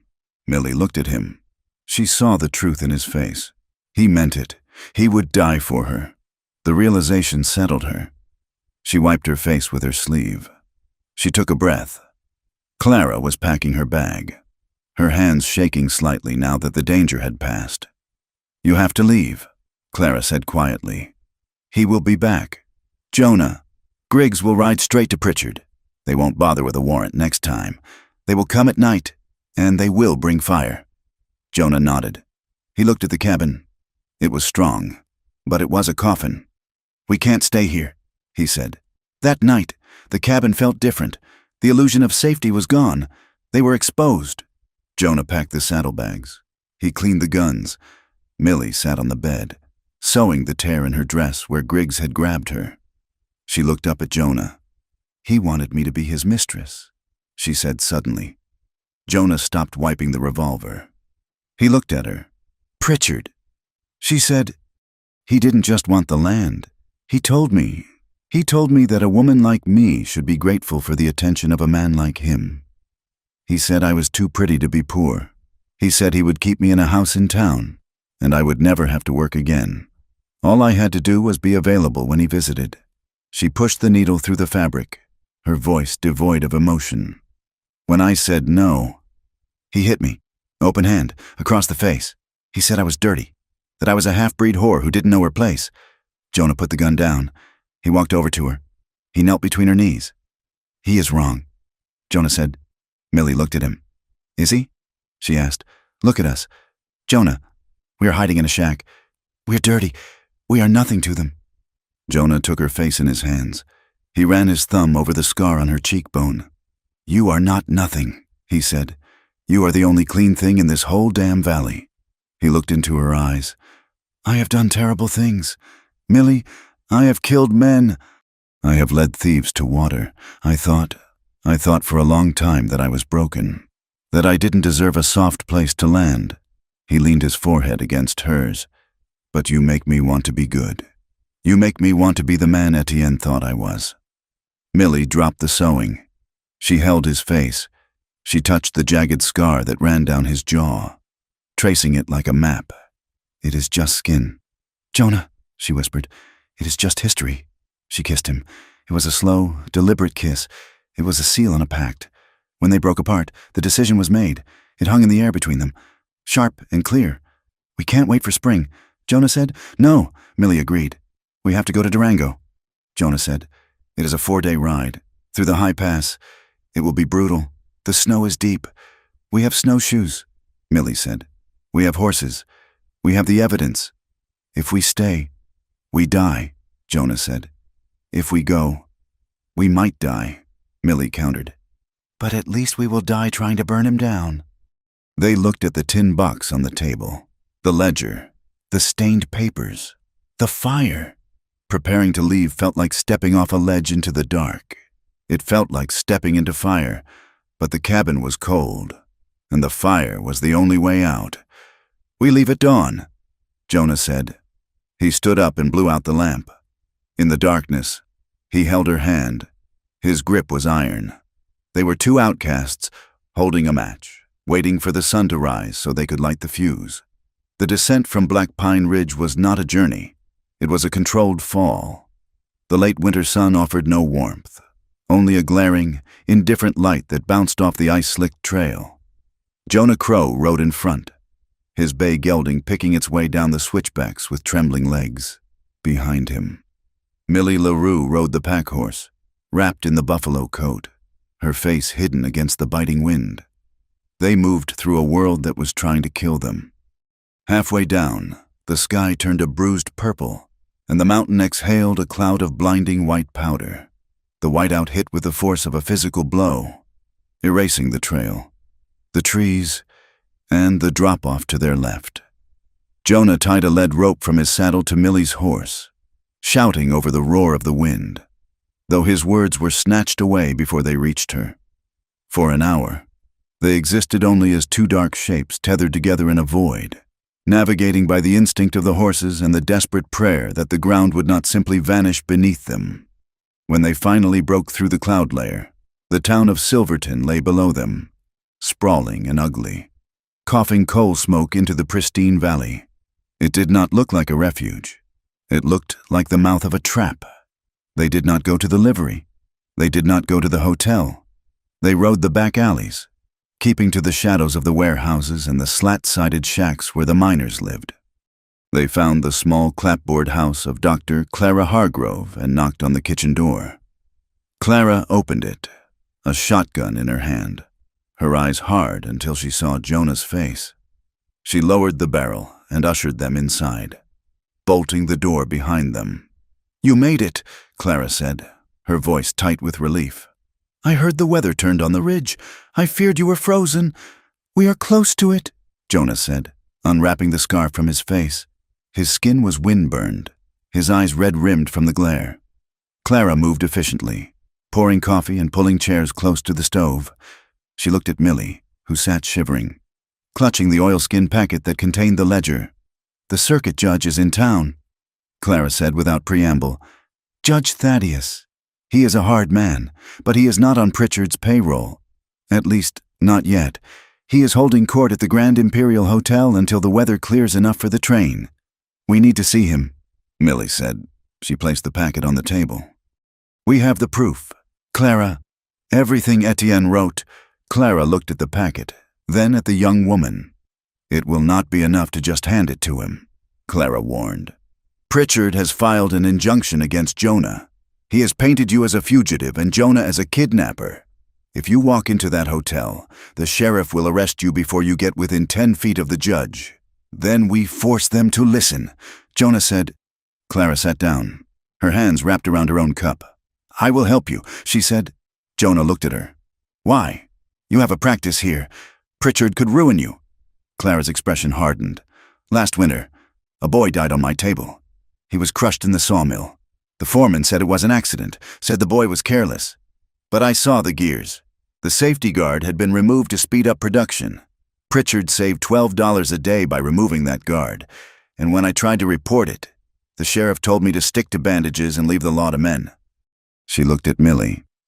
I am tired of watching men like Silas Pritchard decide who gets to live and who gets to die. I will stand with you. I will testify to the injuries I saw on you. Millie, I will put my name on the line. The plan was desperate, but it was all they had. They waited until mid-morning, when the town was busiest. Hoping the crowd would provide cover, they moved through the streets, Jonah and Millie keeping their heads down, Clara walking ahead. They reached the steps of the Grand Imperial, a towering structure of brick and stone. Sheriff Cable was waiting. He stood at the top of the stairs, flanked by 2 deputies.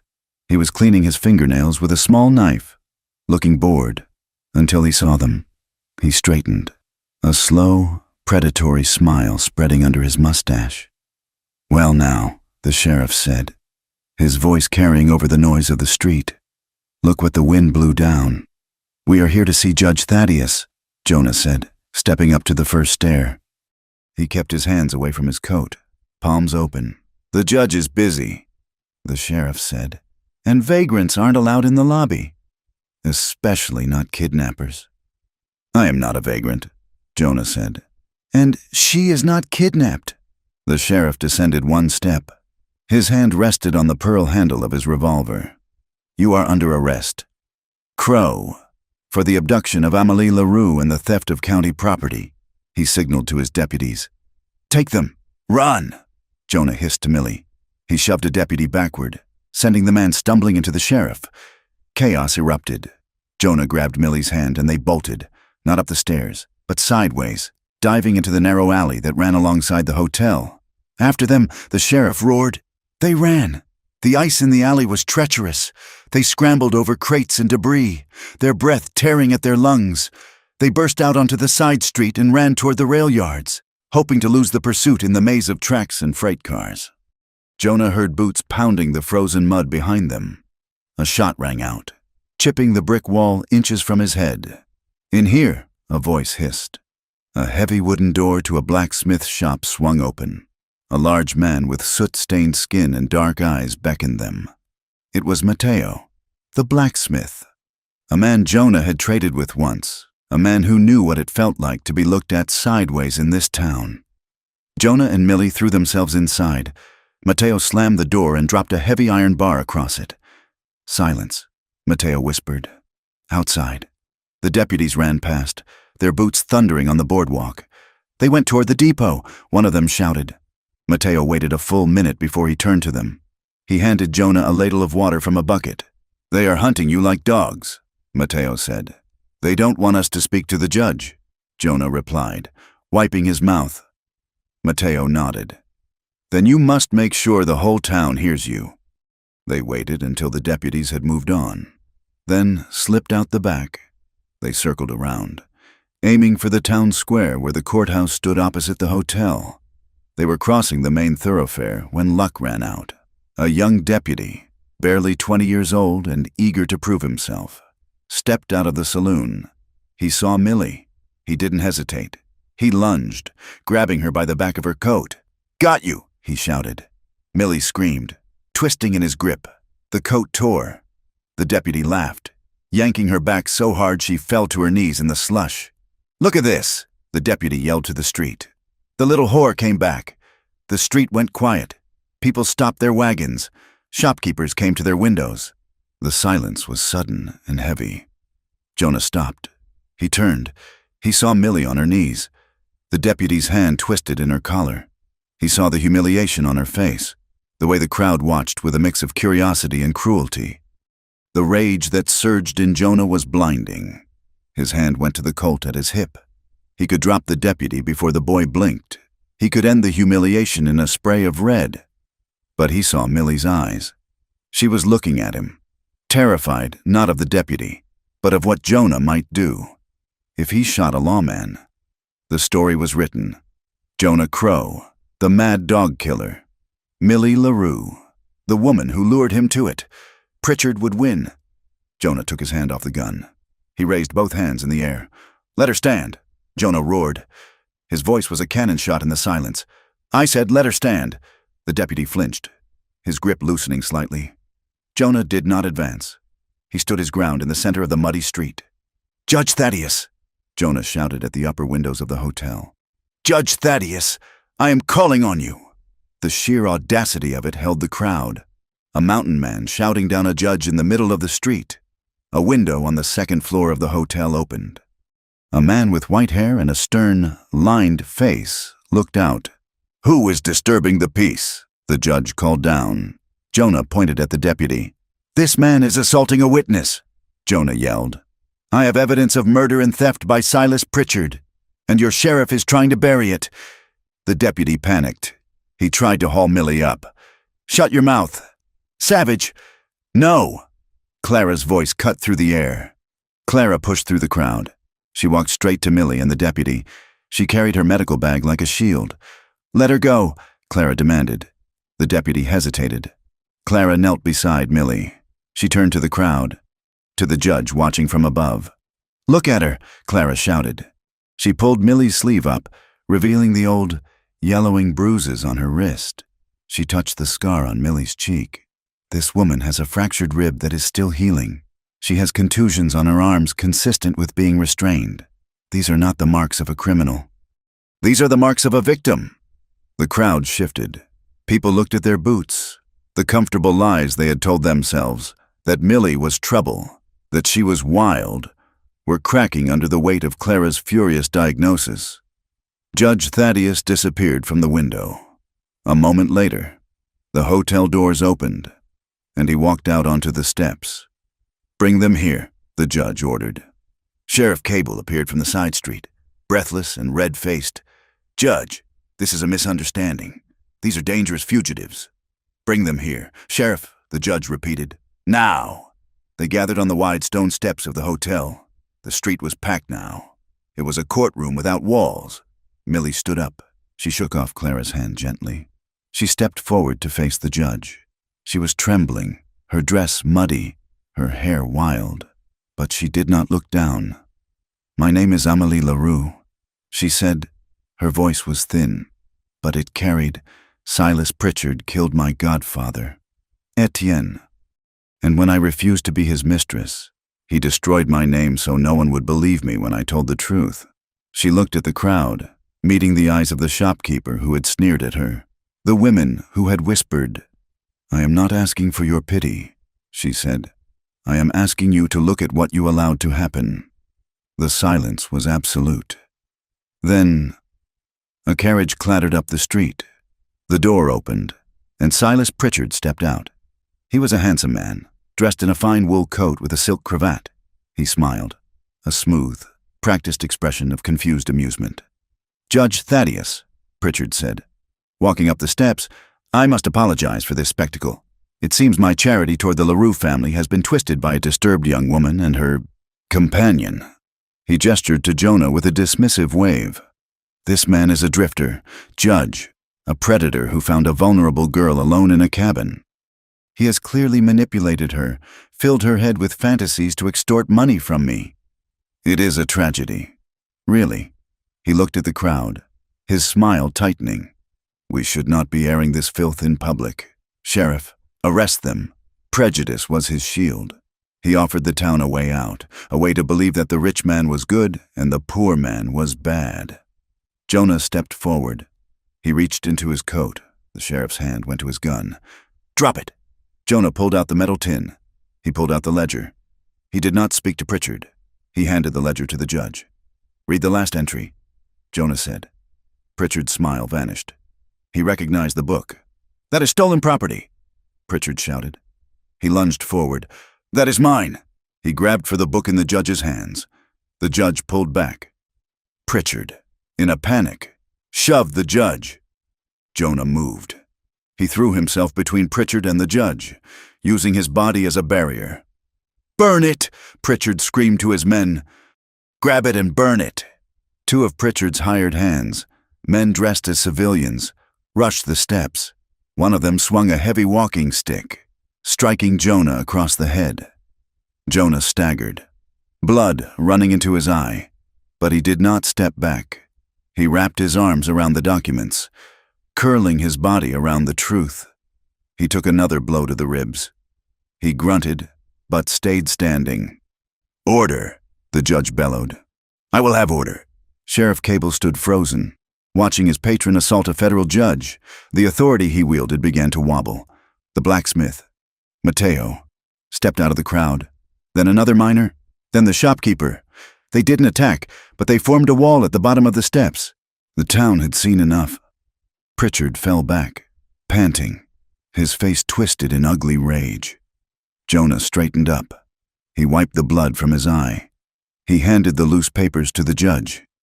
"These are the timber thefts," Jonah said, his voice steady, "and the dates of the bribes paid to the sheriff." Judge Thaddeus opened the ledger. He read the entry. He looked at the sheriff. "Sheriff Cable," the judge said, his voice like grinding stones, "you are relieved of duty pending a federal inquiry." He looked at Pritchard. "And you, sir, will not leave this town." Pritchard laughed. It was a desperate sound. "You have the word of a dead crazy man and a half-breed girl against mine," Pritchard sneered. "Who will testify to this? Who? I will." The voice came from the back of the crowd. A small man in ink-stained sleeves pushed his way forward. It was Henry, the bookkeeper from the sawmill. He looked terrified. He was shaking like a leaf, but he walked up the steps. "I will testify," Henry said softly. "I recognize the ledger. I falsified the company books to match those numbers. Mr. Pritchard told me to." The judge looked at Pritchard. "Issue the warrants," he said to the deputies who were now looking at the sheriff with confusion. Pritchard's face turned a color Jonah had never seen, a deep, violaceous red. His mask was gone. The smooth businessman was gone.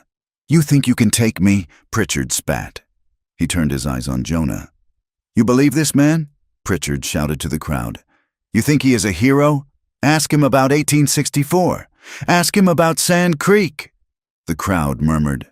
Sand Creek was an open wound in the West. "A massacre. Ask him what he did when he wore the uniform," Pritchard yelled, pointing a trembling finger at Jonah. "He is a killer. He murdered women and children in the snow. And now he judges me?" The accusation hung in the freezing air. Millie looked at Jonah. She saw the color drain from his face. She saw the old shame rise up. The thing he had carried in the silence of the mountains for 20 years. Jonah looked at the crowd. He could deny it. He could say he was just a scout, that he didn't fire, but he was done with the lies. He was done with the shadows. "I was there," Jonah said. His voice was not loud, but in the silence, it carried to the end of the street. "I was a scout for Chivington." Jonah said, "I led the column. I thought we were tracking warriors. When we hit the camp, when the firing started, I saw what they were doing." He looked at Pritchard. Then he looked at Millie. "I didn't fire my rifle." Jonah said, "But I didn't stop them. I watched. I watched because I was a coward who followed orders. And I've seen the faces of the dead every night for 20 years. He stepped closer to Pritchard. "I know what a monster looks like. Mr. Pritchard, because I see one in the mirror, and I see one standing right in front of me." He tapped his own chest. "I cannot change what I did. I cannot bring them back, but I can stop you. I am not hiding anymore." The confession was raw. It was ugly. It did not ask for forgiveness. It simply refused to be used as a weapon. Pritchard opened his mouth, but he had nothing left. The secret he thought would destroy Jonah had only made him more real.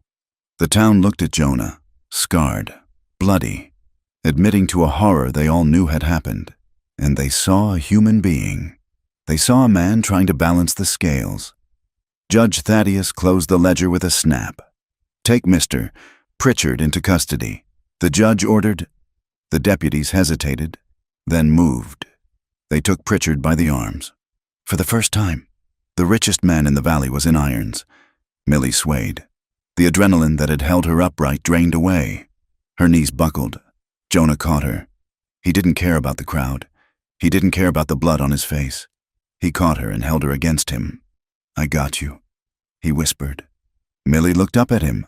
She saw the man who had just torn open his own soul to save her. She took his hand, the hand that had led soldiers, the hand that had chopped wood, the hand that had held her in the dark. She held it up in plain sight. She did not let go. The town watched them. They didn't cheer. This wasn't a parade. It was something heavier. It was the shift of the world on its axis. The hinge of justice had turned, rusted and screaming. But it had turned. "We need to get you to Clara's," Jonah said softly. Millie nodded. She leaned against him, and together they walked down the steps, parting the crowd not as outcasts, but as the only two people in Silverton who were completely free. The spring of 1887 did not arrive with a gentle greening of the hills. It arrived with a roar. The deep snowpack that had buried the San Juan Mountains for 5 months began to liquefy under a relentless sun. The creeks, usually polite trickles of clear water, turned into brown, churning monsters that chewed at their banks and carried whole trees downstream. The world felt raw, stripped of its white blanket, exposing the mud, the rock, and the debris of the long winter. It was a fitting backdrop for the truth they had dragged down from the mountain, a truth that was just as ugly and just as undeniable as the mud in the streets of Silverton. The formal hearing took place in the county courthouse, a building that smelled of damp wool, coal smoke, and nervous sweat. Judge Thaddeus presided from a high bench, his face carved from granite, his eyes missing nothing. The room was packed. Men stood shoulder to shoulder along the back walls, and women from the Temperance League sat in the front rows, their bonnets like a row of judgmental tombstones. They had come for a show. They had come to see the savage mountain man and the fallen woman. They had come to watch Silas Pritchard crush them. But the hearing did not go as Pritchard had planned. Jonah sat at the plaintiff's table, uncomfortable in a borrowed suit that was too tight across the shoulders. He sat still as a stone, his hands folded on the table, his eyes fixed forward. Beside him sat Millie. She wore a simple gray dress that Clara had altered for her. She looked thin, but her spine was straight. She did not look at the crowd. She grounded herself in Jonah's presence, in the heavy warmth of him beside her. Pritchard's lawyer was a man named Sterling, imported from Denver. He was slick, loud, and theatrically cruel. He did not attack the evidence first. He attacked Millie. "Miss LaRue," Sterling said, pacing in front of the witness box, "is it not true that you were living alone in a cabin with Mr. Crow for 3 months, unwed, unchaperoned?" "It is true," Millie said. Her voice was steady, though Jonah saw her hands gripping the rail. "And is it not true," Sterling continued, smiling at the jury, "that you have a reputation in this town? That you were known to entertain men? That you sought the attention of wealthy benefactors like Mr. Pritchard?" "Objection." Jonah's lawyer, a court-appointed man who looked terrified, squeaked, sustained. The judge rumbled. "Stick to the facts. Mr. Sterling, these are facts of character." "Your Honor," Sterling boomed, "this woman is a manipulator. She seduced a lonely drifter, convinced him to forge these documents, and is now trying to extort a respected businessman. She is painting a lover's quarrel as a criminal conspiracy." He turned back to Millie, leaning in close. "Did you not invite Mr. Pritchard to your room? Did you not ask him for money? And when he refused your advances, did you not run away to play the victim?" The courtroom murmured. This was the narrative they knew. It was easier to believe a woman was loose than to believe a rich man was a monster. Millie looked at Sterling. Then she looked at Pritchard, who sat smirking at the defense table. She thought of the cold nights. She thought of the wolves. She thought of Jonah standing between her and the door. "I invited no one," Millie said. Her voice cut through the murmuring. "Mr. Pritchard came to my door uninvited. He offered me money to be his property. When I refused, he promised to destroy me." She looked up at the gallery. "You call me a fallen woman because it is easy. It makes you feel safe. If I am bad, then you do not have to worry that a man like him could hurt a woman like you. But my life is my own. I did not sell it, and I will not let you write my story for me anymore." Jonah watched her, pride swelling in his chest so hot it nearly burned. She was not the trembling girl he had found in the cabin. She was iron. Then came the evidence. Doctor. Clara Hargrove took the stand. Sterling tried to dismiss her as a hysterical woman, but Clara was a wall of medical fact. I examined Miss LaRue. Clara testified. She held up a diagram. "These fractures are consistent with a fall caused by force. These bruises on her wrists are consistent with restraint. And the laceration on her face matches the ring Mr. Pritchard wears on his right hand." She pointed at Pritchard. "These are not the marks of passion, Mr. Sterling. They are the marks of brutality. I have treated mining accidents that did less damage to a body than this man did to her spirit." The room grew quieter. The women in the front row stopped fanning themselves. Then came Henry, the bookkeeper. He was sweating so much his collar was soaked. He spoke in a whisper, but the judge made him repeat every word. "He told me to change the numbers." Henry stammered. "The timber from the federal land. We marked it as private stock, thousands of logs. And the payments to the sheriff, we listed them as security expenses. The ledger Jonah had pulled from the wall was entered into evidence. It was passed to the jury. They saw the dates. They saw the amounts. They saw the theft of their own county's resources laid out in black ink. But the final nail was the letter from Etienne. The judge read it aloud. The dead man's voice filled the room. "Warning of the silver. Warning of the murder." Pointing a finger from the grave, Pritchard stood up. His face was purple. "This is a lie," he shouted. "This is a conspiracy." "Sit down." "Sir!" the judge bellowed. "I will not sit down for a court of fools," Pritchard roared. He looked at the sheriff, his sheriff, but Cable was gone, suspended and replaced by a federal marshal who stood by the door. Pritchard looked at the exits. He looked at the faces of the townspeople. He saw no admiration there anymore. He saw only the dawning realization that they had been played. He moved fast. He shoved his own lawyer into the bailiff, creating a stumble of bodies. He vaulted the railing of the gallery and bolted for the side door. "Stop him!" the marshal shouted. Jonah was already moving. He didn't wait for the law. He vaulted the table and ran. Pritchard made it to the street. He had a horse tethered there, a fast roan. He scrambled into the saddle and kicked the beast into a gallop, tearing through the mud, heading south toward the pass. Jonah ran to the hitching rail where his bay was waiting. He swung up, not bothering to untie the lead rope. Just slashing it with his knife. "He is heading for the gorge," someone shouted. Jonah kicked the bay.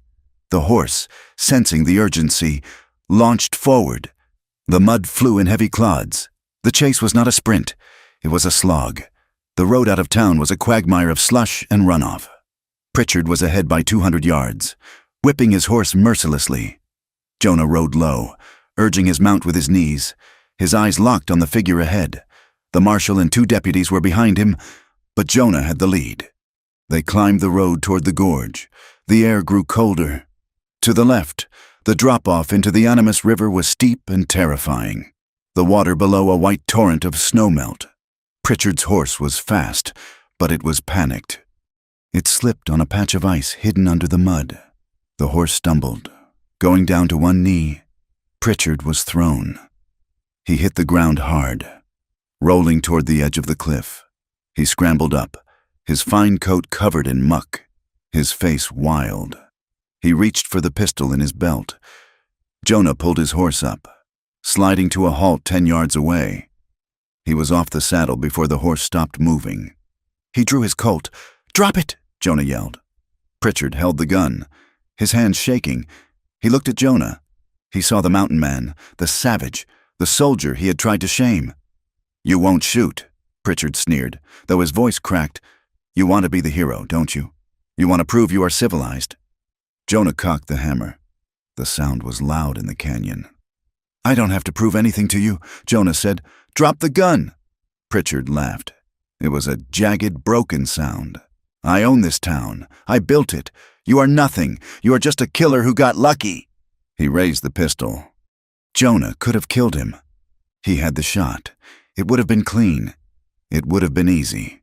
It would have ended the threat forever. The old Jonah, the scout who followed orders, might have done it. But Jonah looked at the man shivering in the mud.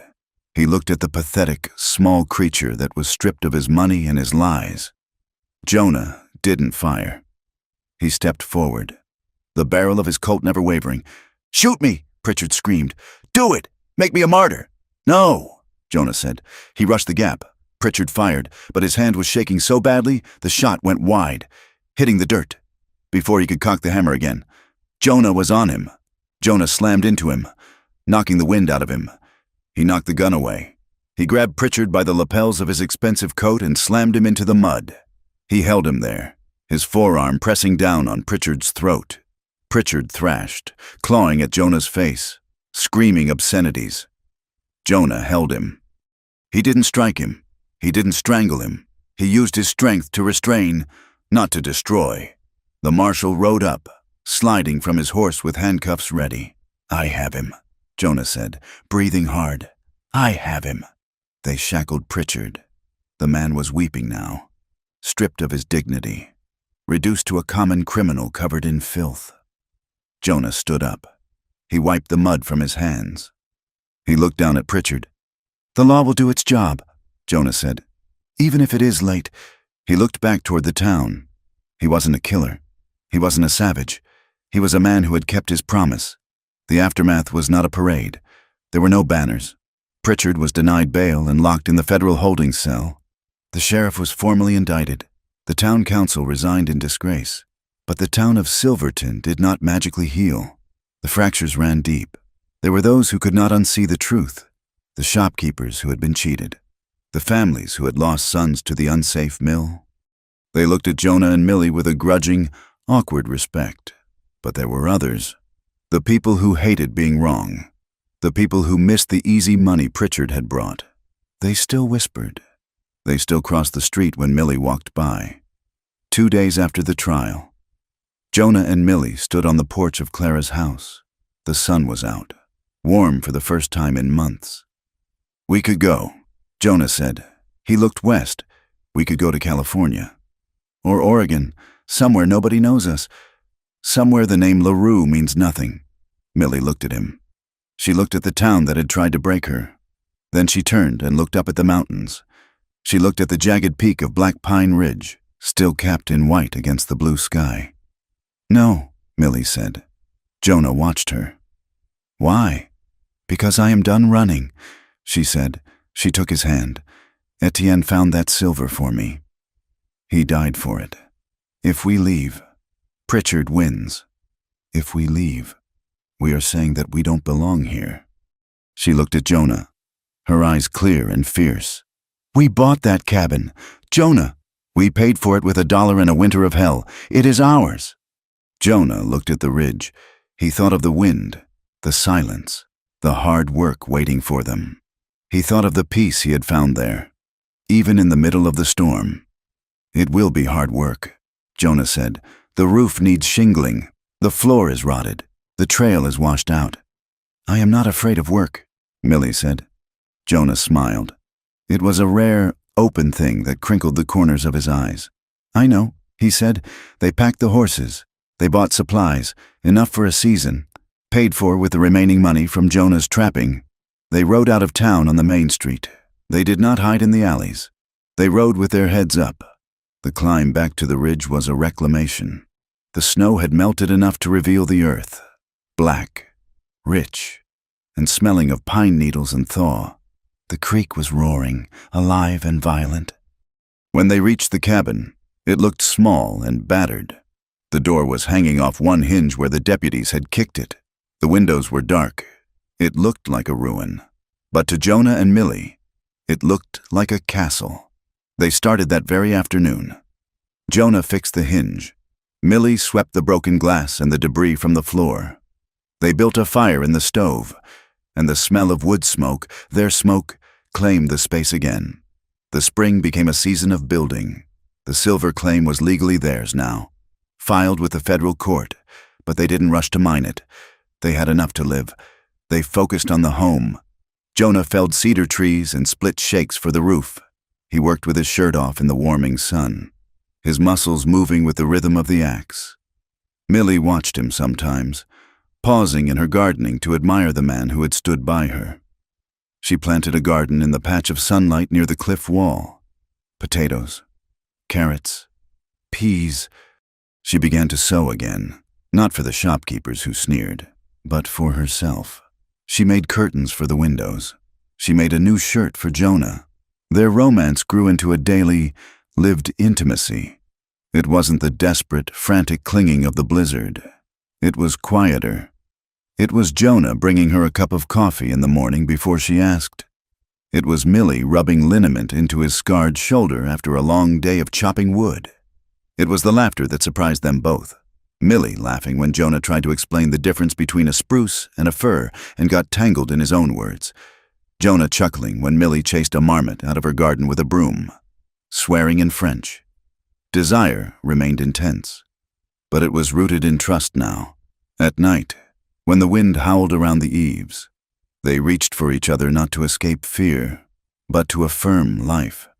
Their lovemaking was slow and deep, a language of gratitude and possession. They belonged to each other, and that belonging made them invulnerable. Jonah started trading his pelts again. He didn't go to the big mercantile. He traded with Mateo, the blacksmith, and with a few independent trappers who admired a man who could bring down a wolf and a tycoon in the same winter. He traded fairly, refusing to bend to the bullies who tried to set prices. One afternoon in late May, a rider appeared on the trail. It was a man named Crouch, a neighbor from the valley below who had been one of Pritchard's vocal supporters. He rode up to the edge of the clearing, looking at the repaired cabin, at the garden, at the smoke rising from the chimney. Jonah was chopping wood. He rested the axe on a stump and walked to the edge of the porch. Millie came out of the door, holding the rifle, not aiming it, just holding it comfortably in the crook of her arm. Crouch spat on the ground. "You two are still here," he said. "We are," Jonah said. Crouch shifted in his saddle. "Some folks don't like it, think it's unnatural. A man like you living with a woman like her." Jonah looked at Crouch. He looked at the man's petty, small eyes. "Folks can think what they want," Jonah said. "But this is deeded land, and the road is public. If you have business, state it. If you don't, turn that horse around." Crouch scowled. "You think you won just because Pritchard is in jail? Accidents still happen. Crow, fences get cut, barns burn." Jonah took a step forward. He didn't raise his voice. He didn't need to. "If a fence gets cut, I will fix it," Jonah said. "If a barn burns, I will rebuild it. But if you come up here threatening my wife, Mr. Crouch, you won't make it back down the mountain." Millie stepped up beside him. She didn't hide behind him. She stood shoulder to shoulder. "We are not going anywhere," Millie said. "Tell your friends that. We are home." Crouch looked at them. He saw the axe. He saw the rifle. But more than that, he saw the way they stood together, a solid, indivisible unit. He saw a strength that his small mind couldn't quite comprehend. He grunted, turned his horse, and rode away. Jonah and Millie watched him go. Then Jonah turned to her. "Wife?" Millie asked. An eyebrow raised, a small smile playing on her lips. Jonah coughed, looking suddenly shy. "I figured, well, the circuit judge is coming back through next month. I thought maybe we could make it official. If you wanted." Millie looked at him. She looked at the scars on his face, the gray in his beard, the hands that had built this life for her. "I would like that," she said softly. She leaned in and kissed him. It tasted of sunshine and pine resin. The story closes not on a perfect world, but on a real one. The mountain was still harsh. The winter would come again. Prejudice still lived in the valley below. The scars on Jonah's shoulder and Millie's heart would always ache when the weather turned cold. But as the sun set behind the peaks, painting the sky in gold and violet, smoke rose steadily from the chimney of the cabin on Black Pine Ridge. Inside, the stove was warm. The table was set, and two outcasts sat down to break bread in a home where neither of them had to beg to belong. Thank you for listening to this story. I hope you enjoyed the journey of Jonah and Millie as much as I enjoyed bringing it to life for you. It is a story about the kind of love that isn't just given, but earned through grit and survival. I would love to know where you are listening from today. Are you in the mountains, the city, across the ocean? Please leave a comment below and share your location. And if you want to hear more stories like this, tales of the frontier, of the people who lived and loved in the hard country, please subscribe to From Wild West. Share your thoughts in English in the comments. I read every one of them. Until next time, keep your powder dry.